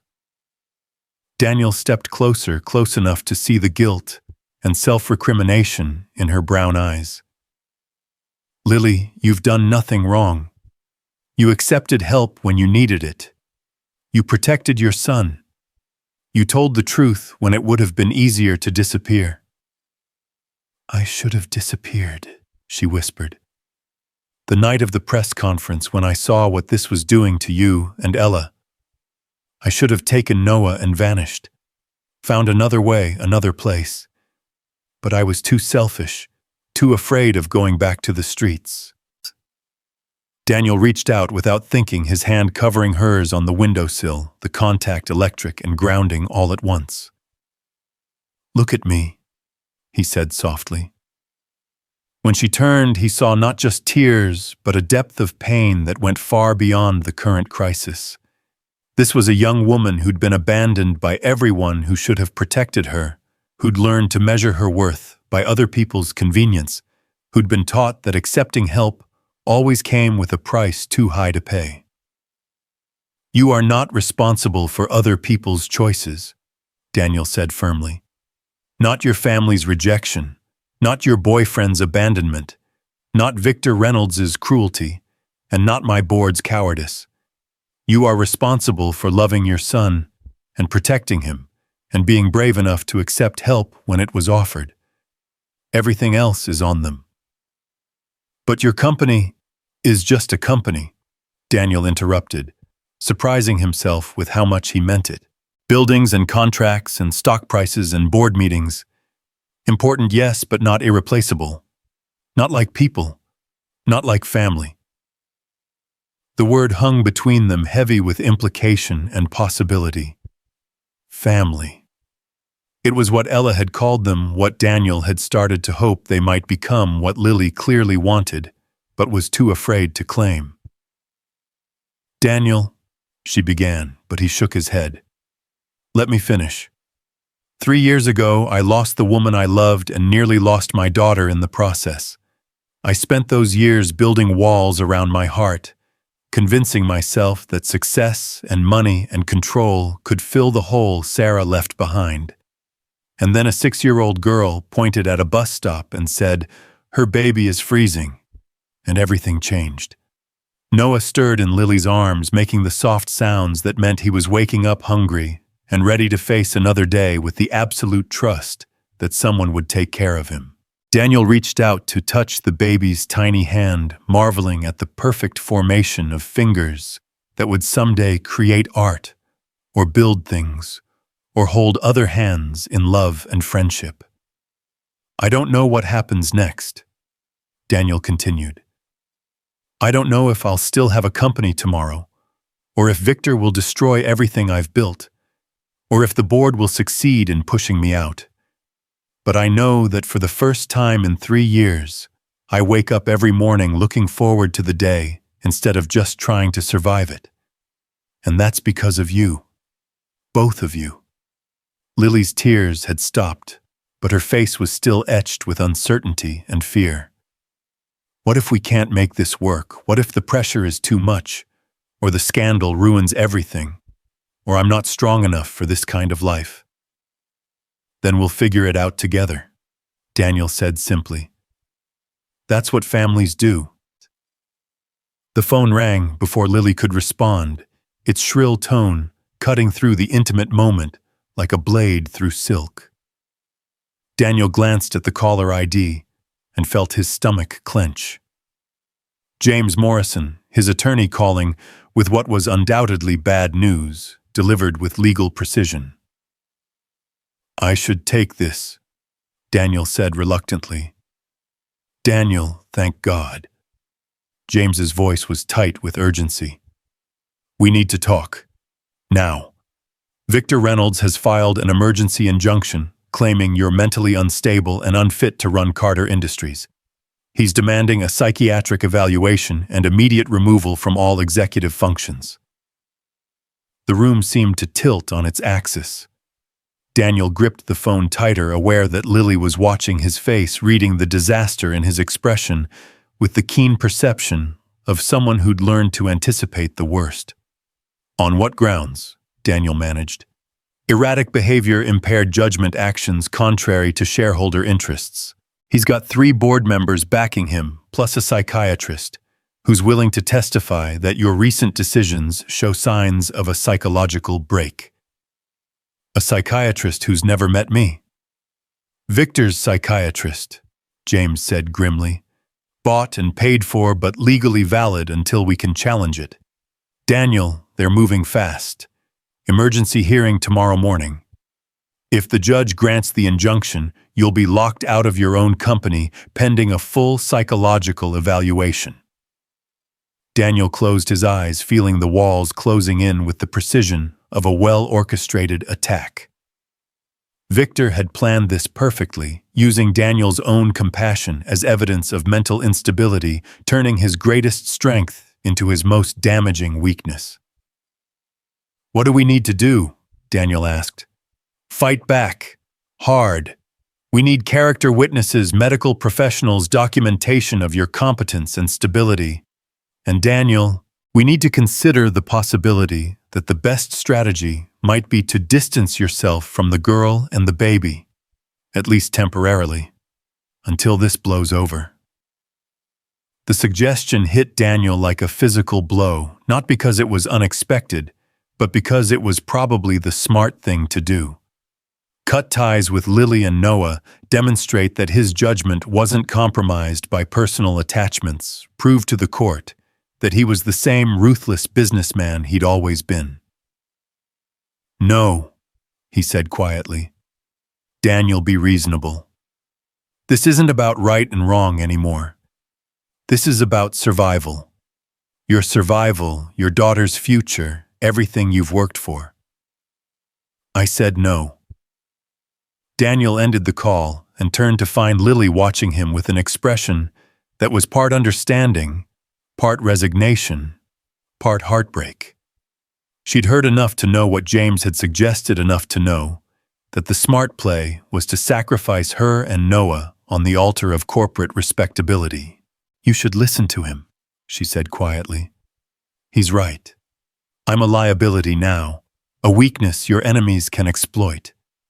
If you cut ties with us, you might be able to save your company. And if I don't, then you'll lose everything you've spent your life building.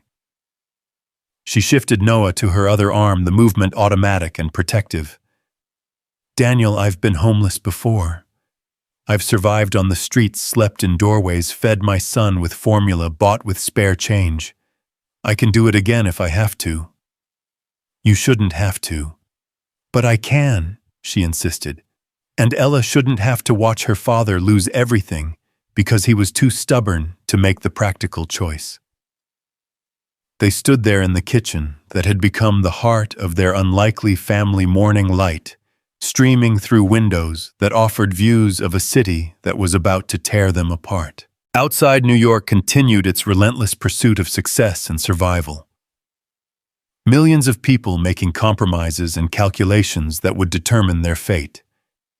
There's another option, Daniel said slowly, an idea forming in his mind with the dangerous clarity of desperation. We don't run from the fight. We don't make compromises or strategic retreats. We go on the offensive. What do you mean? I mean we stop letting other people control the narrative. We stop reacting to their attacks and start making our own moves. We take this fight public, make it about more than just one man's business decisions. Lily frowned, confusion evident in her expression. I don't understand. Victor Reynolds and the board are betting that I'll cave under pressure, that I'll choose money over principle when push comes to shove. They're counting on me to be the same ruthless businessman. I've always been someone who measures everything in terms of profit and loss.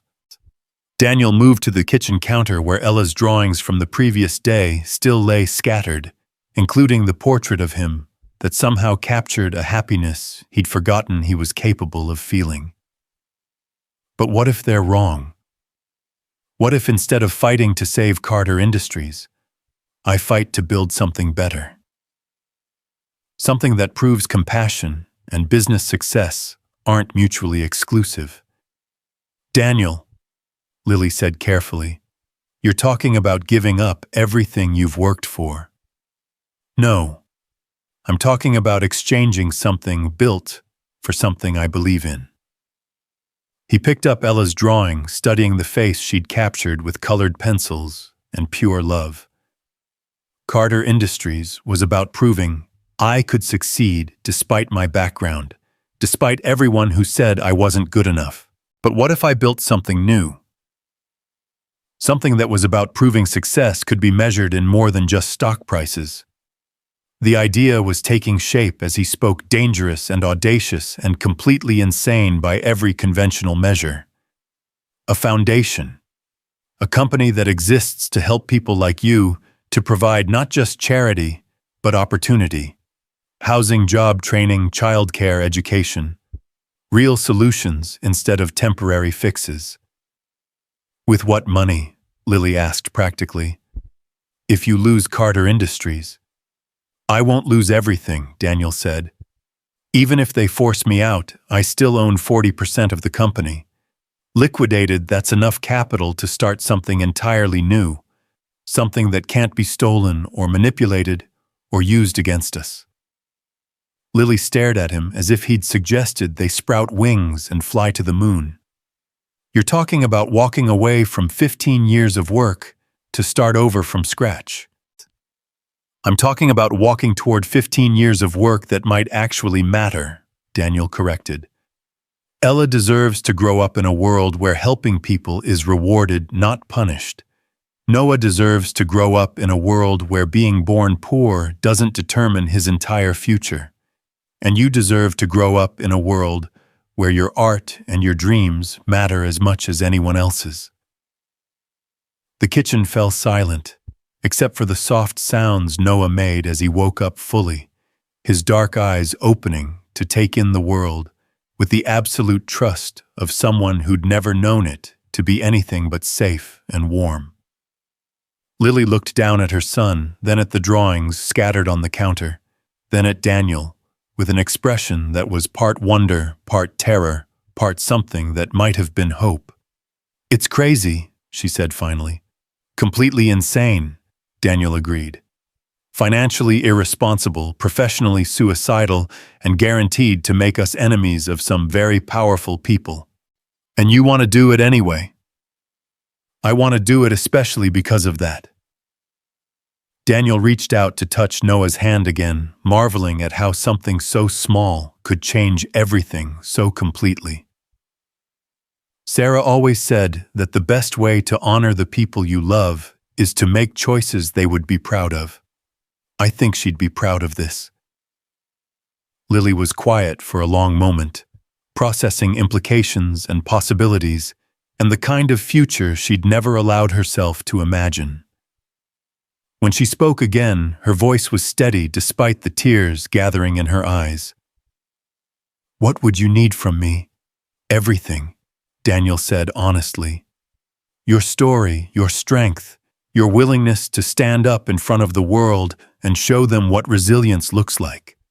Your art, your perspective, your understanding of what it means to need help and how it feels to receive it with dignity. And in return, a family, Daniel said simply.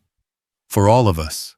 Not perfect, not conventional, but real and lasting, and built on something stronger than convenience or circumstance.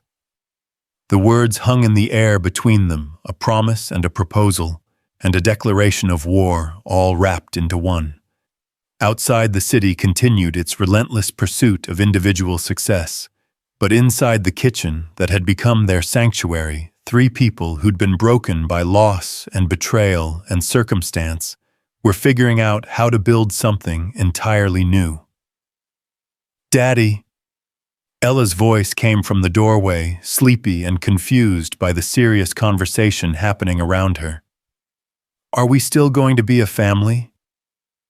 Daniel looked at his daughter, then at Lily holding Noah, then at the future that was simultaneously terrifying and brilliant in its possibility. "Yes, princess," he said firmly. "We're going to be a family.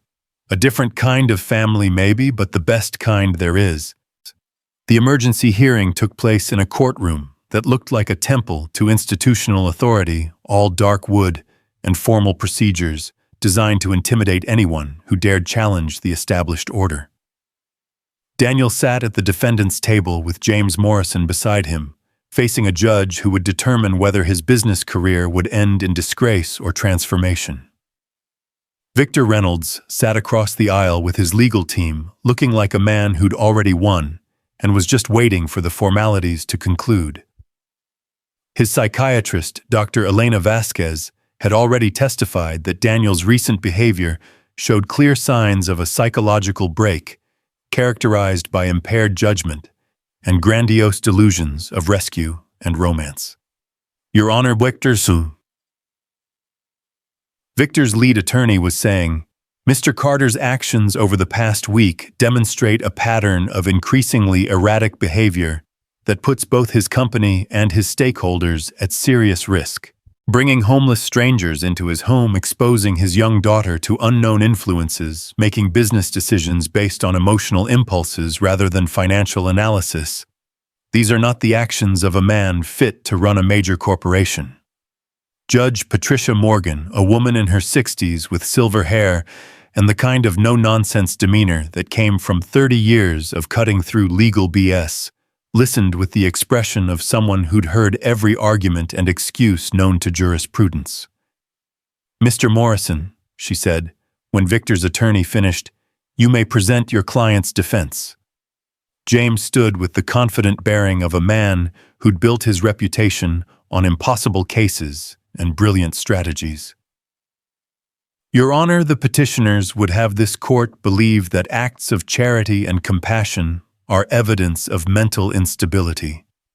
They would have us conclude that a successful businessman who chooses to help someone in need must be suffering from a psychological break." He moved to the center of the courtroom, commanding attention, with the kind of presence that had made him one of New York's most respected attorneys. Mr. Carter's actions were not erratic or impulsive. They were deliberate, considered, and consistent with a pattern of charitable giving that has characterized his entire career. Carter Industries has donated millions to homeless shelters, children's charities, and educational programs. The only difference is that this time Mr. Carter chose to help someone directly instead of writing a check to an intermediary organization. But bringing strangers into his home, Victor's attorney began to object. "Is something millions of Americans do every day?" James interrupted smoothly. "They're called house guests, Your Honor, or foster families, or simply people who understand that charity begins with individual action, not institutional intermediaries." Judge Morgan raised her hand for silence. "I'd like to hear from Mr. Carter himself. Sir, would you please explain your actions and your current mental state?" Daniel stood slowly, feeling the weight of every eye in the courtroom, knowing that the next few minutes would determine not just his professional future, but the fate of the family he was fighting to protect. Through the gallery windows, he could see Lily sitting in the back row with Noah in her arms, Ella beside her, all of them waiting to see whether love could triumph over law. "Your Honor," Daniel began, his voice carrying clearly through the formal space. "3 days ago, I was asked by opposing counsel's psychiatrist whether I believed my recent actions were rational and appropriate. I answered yes, and I stand by that answer." He paused, gathering his thoughts, then continued with growing conviction. Dr. Vasquez suggests that helping a homeless mother and child represents a psychological break from reality. I would suggest that ignoring their suffering would represent a moral break from humanity. Mr. Carter, Judge Morgan said carefully, the court is not questioning your charitable impulses. The question is whether your judgment has been compromised in ways that affect your ability to run a major corporation. Your Honor, Carter Industries employs over 3,000 people and generates billions in revenue annually. Under my leadership, the company has grown by 400% over the past decade while maintaining one of the highest employee satisfaction ratings in our industry. Our safety record is exemplary, our community engagement is extensive, and our financial performance has consistently exceeded market expectations. Daniel gestured toward Victor Reynolds.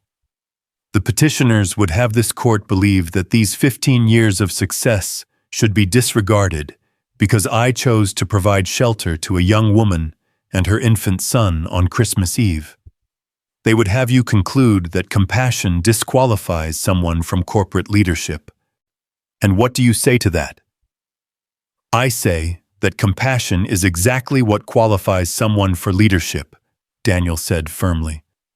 That a business leader who can't recognize suffering and respond appropriately is more dangerous to stakeholders than one who occasionally puts human welfare ahead of quarterly projections. Judge Morgan leaned forward slightly, her expression thoughtful. Mr. Carter, what are your intentions regarding Ms. Miller and her child? This court has been told that you're planning some kind of permanent arrangement that could affect your business judgment going forward. This was the moment Daniel had been preparing for the question that would determine whether he spent the rest of his life building walls or bridges. He looked back at Lily, at Noah sleeping peacefully in her arms, at Ella watching him with absolute faith that he would find a way to keep their family together. Your Honor, I am planning to liquidate my ownership stake in Carter Industries and use the proceeds to establish the Sarah Carter Foundation, a non-profit organization dedicated to providing comprehensive support services for homeless families. Ms. Miller has agreed to serve as the Foundation's Director of Client Services, using her first-hand experience to design programs that address real needs rather than bureaucratic requirements. The courtroom erupted in whispers and shocked murmurs. Victor Reynolds's face went pale with rage and disbelief, while his attorney frantically shuffled through papers, looking for a legal strategy to address a development they'd never anticipated. Furthermore, Daniel continued over the noise, Ms. Miller and I plan to marry, making her my partner in every sense of the word.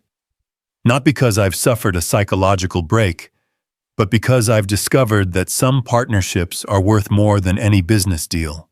Judge Morgan banged her gavel for order, but her expression was more intrigued than annoyed. Mr. Carter, are you saying that you're voluntarily relinquishing control of your company? I'm saying that I'm choosing to build something more important than a company, Daniel said. A foundation that will outlast any corporate entity, a family that will endure beyond any business cycle, and a legacy that measures success in lives changed rather than profits generated. The silence that followed was profound, broken only by the sound of Noah stirring in Lily's arms and making the soft noises that meant he was ready for another feeding. It was such a normal human sound in a room dedicated to legal abstractions and corporate machinations. Your Honor, Victor's attorney said desperately, Mr. Carter's statements only confirm our position that his judgment has been severely compromised. No rational businessman would abandon a successful company for a homeless woman and a charity that doesn't exist. Judge Morgan studied Daniel for a long moment, her expression unreadable. Then she looked at Lily in the gallery, at Noah in her arms, at Ella sitting beside them, with the kind of protective posture that suggested she'd appointed herself guardian of this new family configuration. Mr. Reynolds, the judge said finally, Your petition requests this court to declare Mr. Carter mentally unfit to run his company.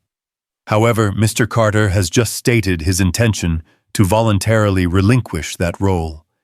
It seems your legal remedy has been rendered moot by his own actions.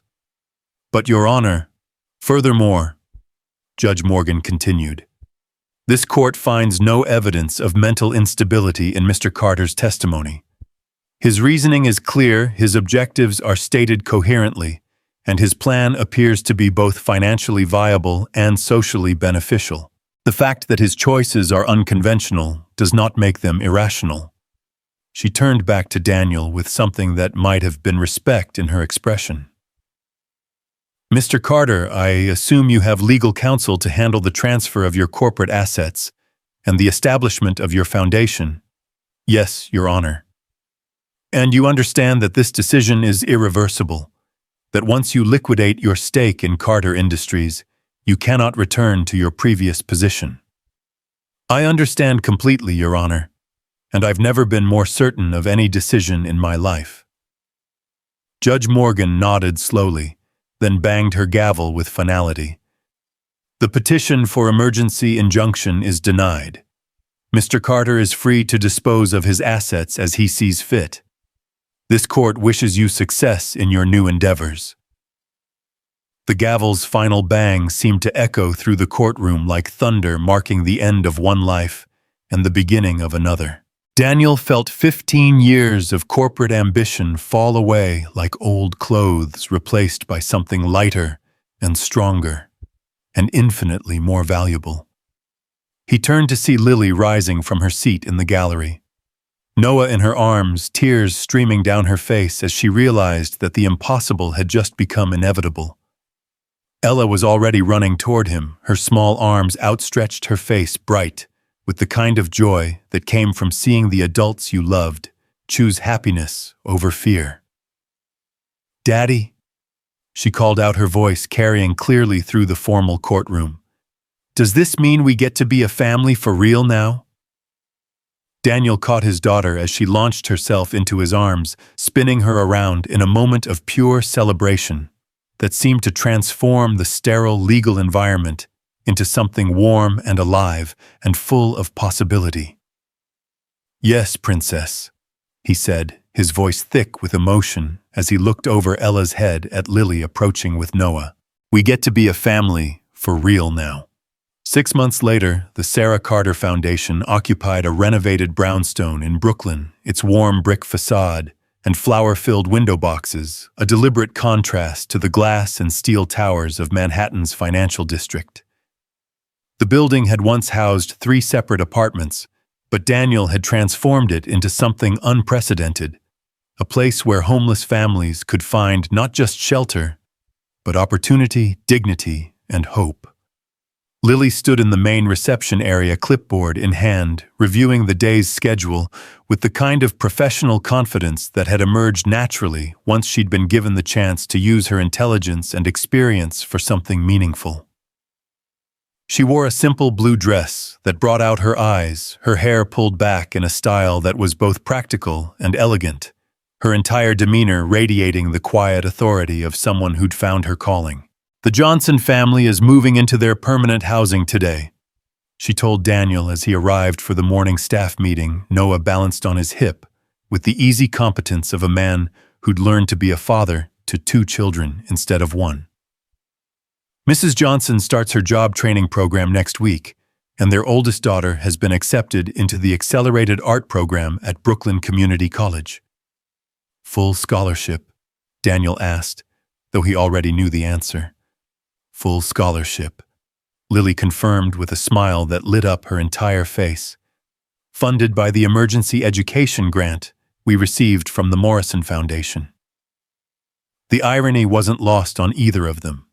Harrison Webb had been forced to watch Daniel transform from corporate rival into nonprofit partner, his charitable foundation becoming one of the Sarah Carter Foundation's most generous supporters. Sometimes the universe had a sense of humor that bordered on poetic justice. And the press coverage from yesterday's ribbon cutting, Daniel asked. Overwhelmingly positive, The Times called us a revolutionary approach to addressing homelessness through comprehensive family support. The Post used the headline, "From Park Bench to Partnership, How Love Built a Movement." Daniel couldn't help but smile at that. The media had eventually embraced their story as a modern fairy tale, but the reality was far more complex and beautiful than any fairy tale could capture. It was the daily work of building something meaningful, the satisfaction of solving real problems for real people, the joy of watching families move from desperation to stability to success. "Daddy Lily," Ella's voice rang out from the children's activity room, where she spent her afternoons helping with after-school programs when she wasn't in class herself. "Come see what Noah drew." They found her kneeling beside Noah, who at 8 months old was beginning to show signs of the artistic talent that seemed to run in his mother's family. His latest creation was an abstract swirl of colors that looked like chaos to most adults, but clearly represented something profound to Ella. "It's the whole world," she explained seriously, as if Noah's artistic vision was perfectly obvious to anyone with eyes to see. All the colors mixing together to make something beautiful.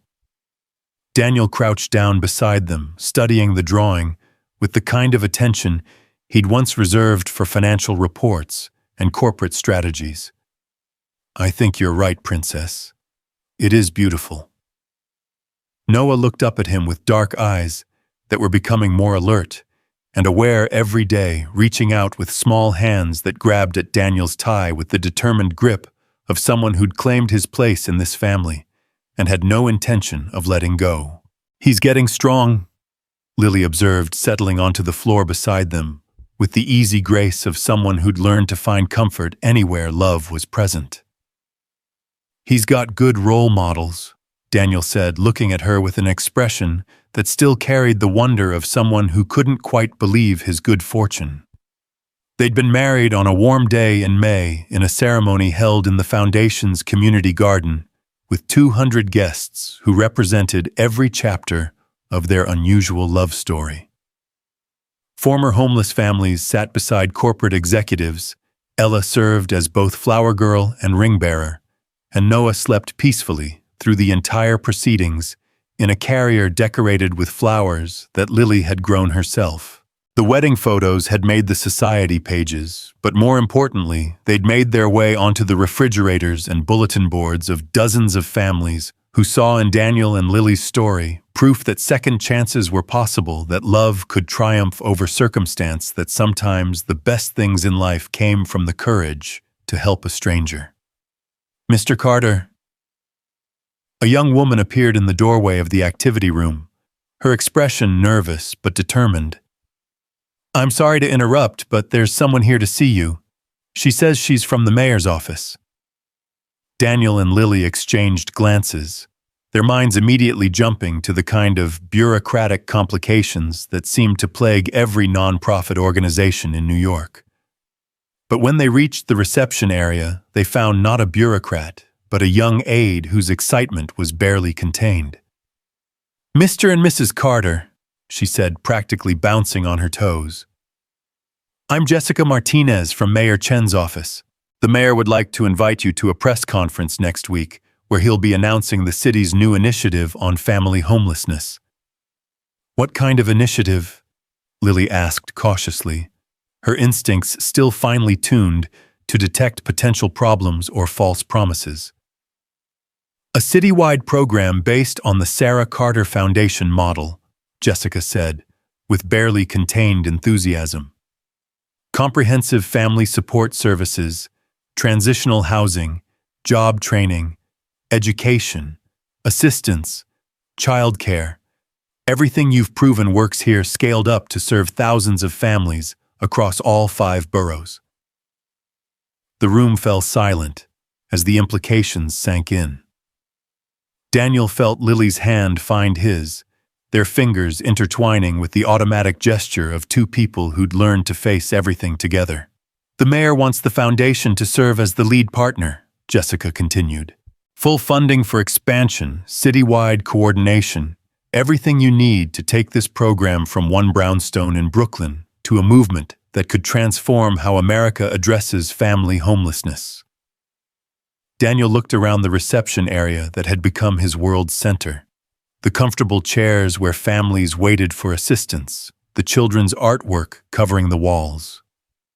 The community bulletin board filled with job postings and success stories and thank you notes from people whose lives had been changed by the simple act of believing they deserved better.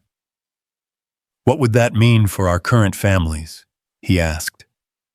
"Nothing but good news," Jessica assured him. "Expanded services, more resources, additional programs. The mayor specifically wants to maintain the personal touch that makes the Sarah Carter model so effective." Lily squeezed Daniel's hand, and he could see in her eyes the same mixture of excitement and trepidation that he felt. They'd built something beautiful here, something that worked precisely because it was small enough to maintain personal relationships and individual attention. Could they scale it up without losing its heart? "We'll need time to consider the proposal," Daniel said finally. "And we'll need guarantees that the program's integrity will be maintained."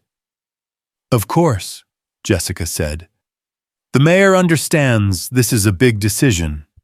He's scheduled the press conference for next Friday, but he wanted to give you advance notice so you could prepare." After she left, Daniel and Lily stood in the reception area holding hands, processing the magnitude of what they'd just been offered. Through the windows, they could see the community garden, where families were tending vegetables and flowers, children playing on equipment built by volunteer contractors, teenagers working on art projects under Lily's guidance. "What do you think?" Daniel asked softly. "I think," Lily said slowly, "that 6 months ago I was sleeping on a park bench with Noah, convinced that we were invisible to the world. And now the mayor of New York wants to use our story to help thousands of other families. Is that a yes?"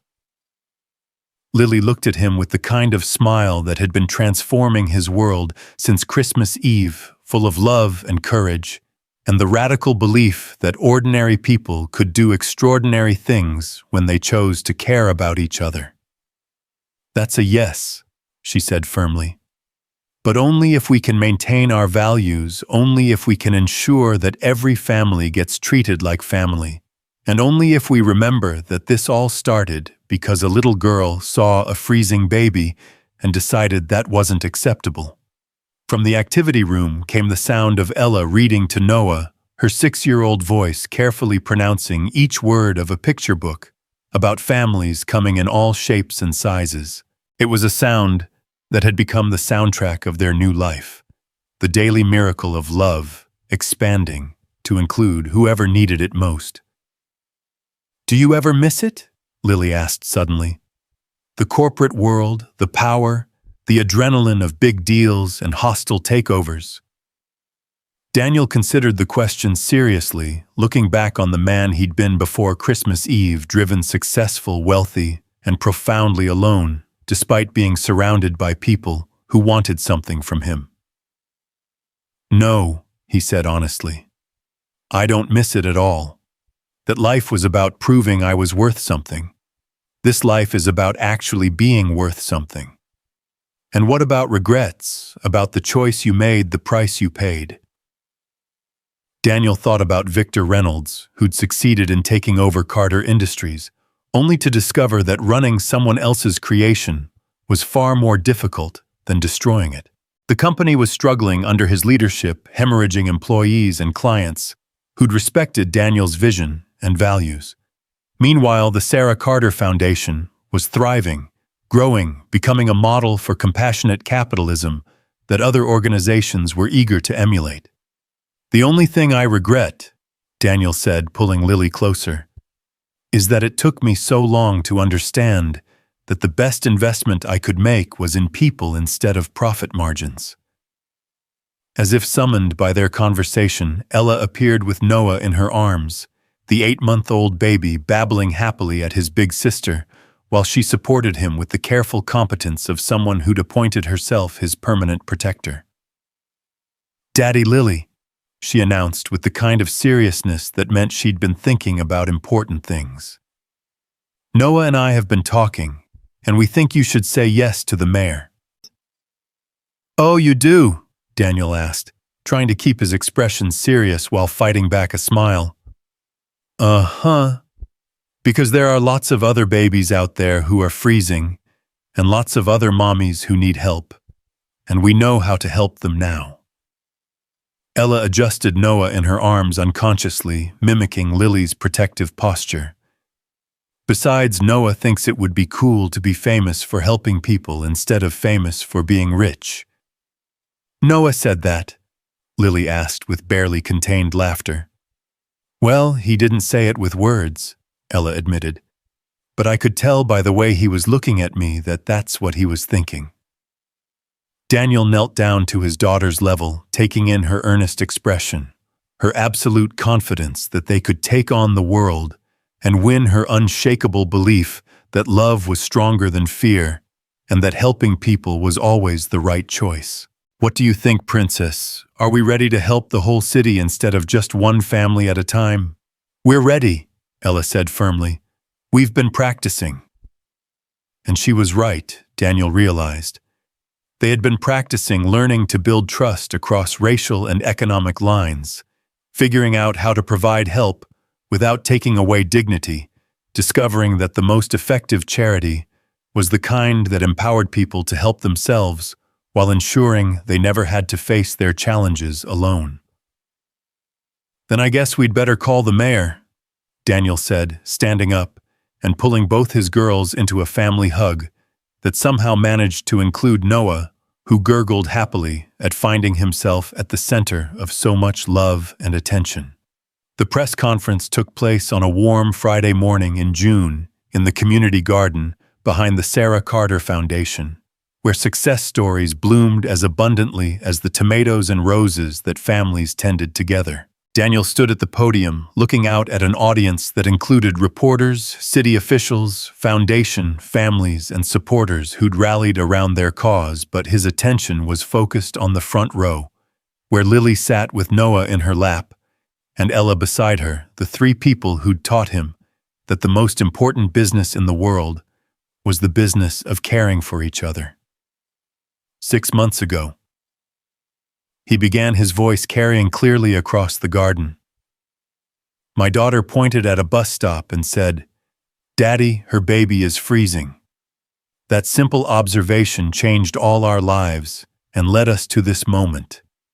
He gestured toward the brownstone behind him, its windows open to let in the summer air, the sound of children's laughter drifting from the activity rooms, where former homeless kids were now helping current homeless kids with homework and art projects, and the 1,000 small tasks that made up a life lived in community.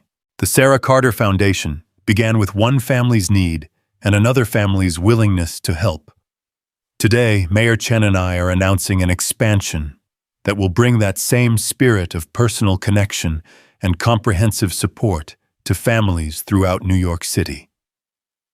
The applause was warm and sustained, but Daniel barely heard it. His attention was on Lily, who was looking at him with an expression of pride and love and absolute faith that they could handle whatever challenges lay ahead. Beside her, Ella was clapping enthusiastically, while Noah waved his hands in the air, as if conducting an orchestra only he could hear. This expansion isn't about scaling up a program, Daniel continued when the applause died down. It's about scaling up hope. It's about proving that in a city of 8 million people, no one has to face their darkest moments alone. It's about demonstrating that the best solutions to social problems come not from government bureaucracy or corporate charity, but from ordinary people choosing to see each other's humanity and respond accordingly. He paused, looking out at faces that represented every demographic the city had to offer. Former homeless families sitting beside millionaire donors, city council members next to community volunteers, reporters who'd come to cover a story sitting beside people who were living that story every day. The foundation's motto has always been, "Every family deserves a second chance," Daniel said. But today I want to add something to that. Every family deserves a second chance, and every person has the power to provide one. All it takes is the courage to see need and respond with love instead of indifference. The final applause lasted longer than the speech itself, but Daniel barely noticed. He was already stepping down from the podium, already moving toward the people who mattered most, already thinking about the work that lay ahead and the family who would help him do it. "Good speech, Daddy," Ella said. When he reached them, her evaluation delivered with the kind of honesty that only children could provide. "But I think Noah's speech was better." "Noah gave a speech?" Lily asked, fighting back laughter as she shifted the baby to her shoulder. "He said, ba, ba, ba, da, da," Ella reported seriously, "which I'm pretty sure means, let's help everybody have a family like ours." Daniel looked at his daughter, at his wife, at the son who wasn't his by blood, but was absolutely his by choice, and felt the kind of overwhelming gratitude that came from finally understanding what success actually looked like. "I think Noah's right," he said, pulling them all into another family hug in front of the cameras and reporters and officials who would broadcast their story to the world. "Let's help everybody have a family like ours." And as the garden filled with laughter and conversation, and the sounds of people planning to change the world one family at a time, Daniel Carter finally understood what his wife Sarah had been trying to tell him all along, that the most important business in life wasn't building empires or accumulating wealth or proving your worth to people who'd never believed in you anyway. The most important business in life was building families, nurturing love, and having the courage to say her baby is freezing when you saw someone who needed help, and then doing something about it. That Christmas Eve encounter at a bus stop had cost him a company worth hundreds of millions of dollars, but it had given him something infinitely more valuable, a family worth everything, a purpose worth pursuing, and a future worth building together. And in the end, that was the best deal Daniel Carter had ever made.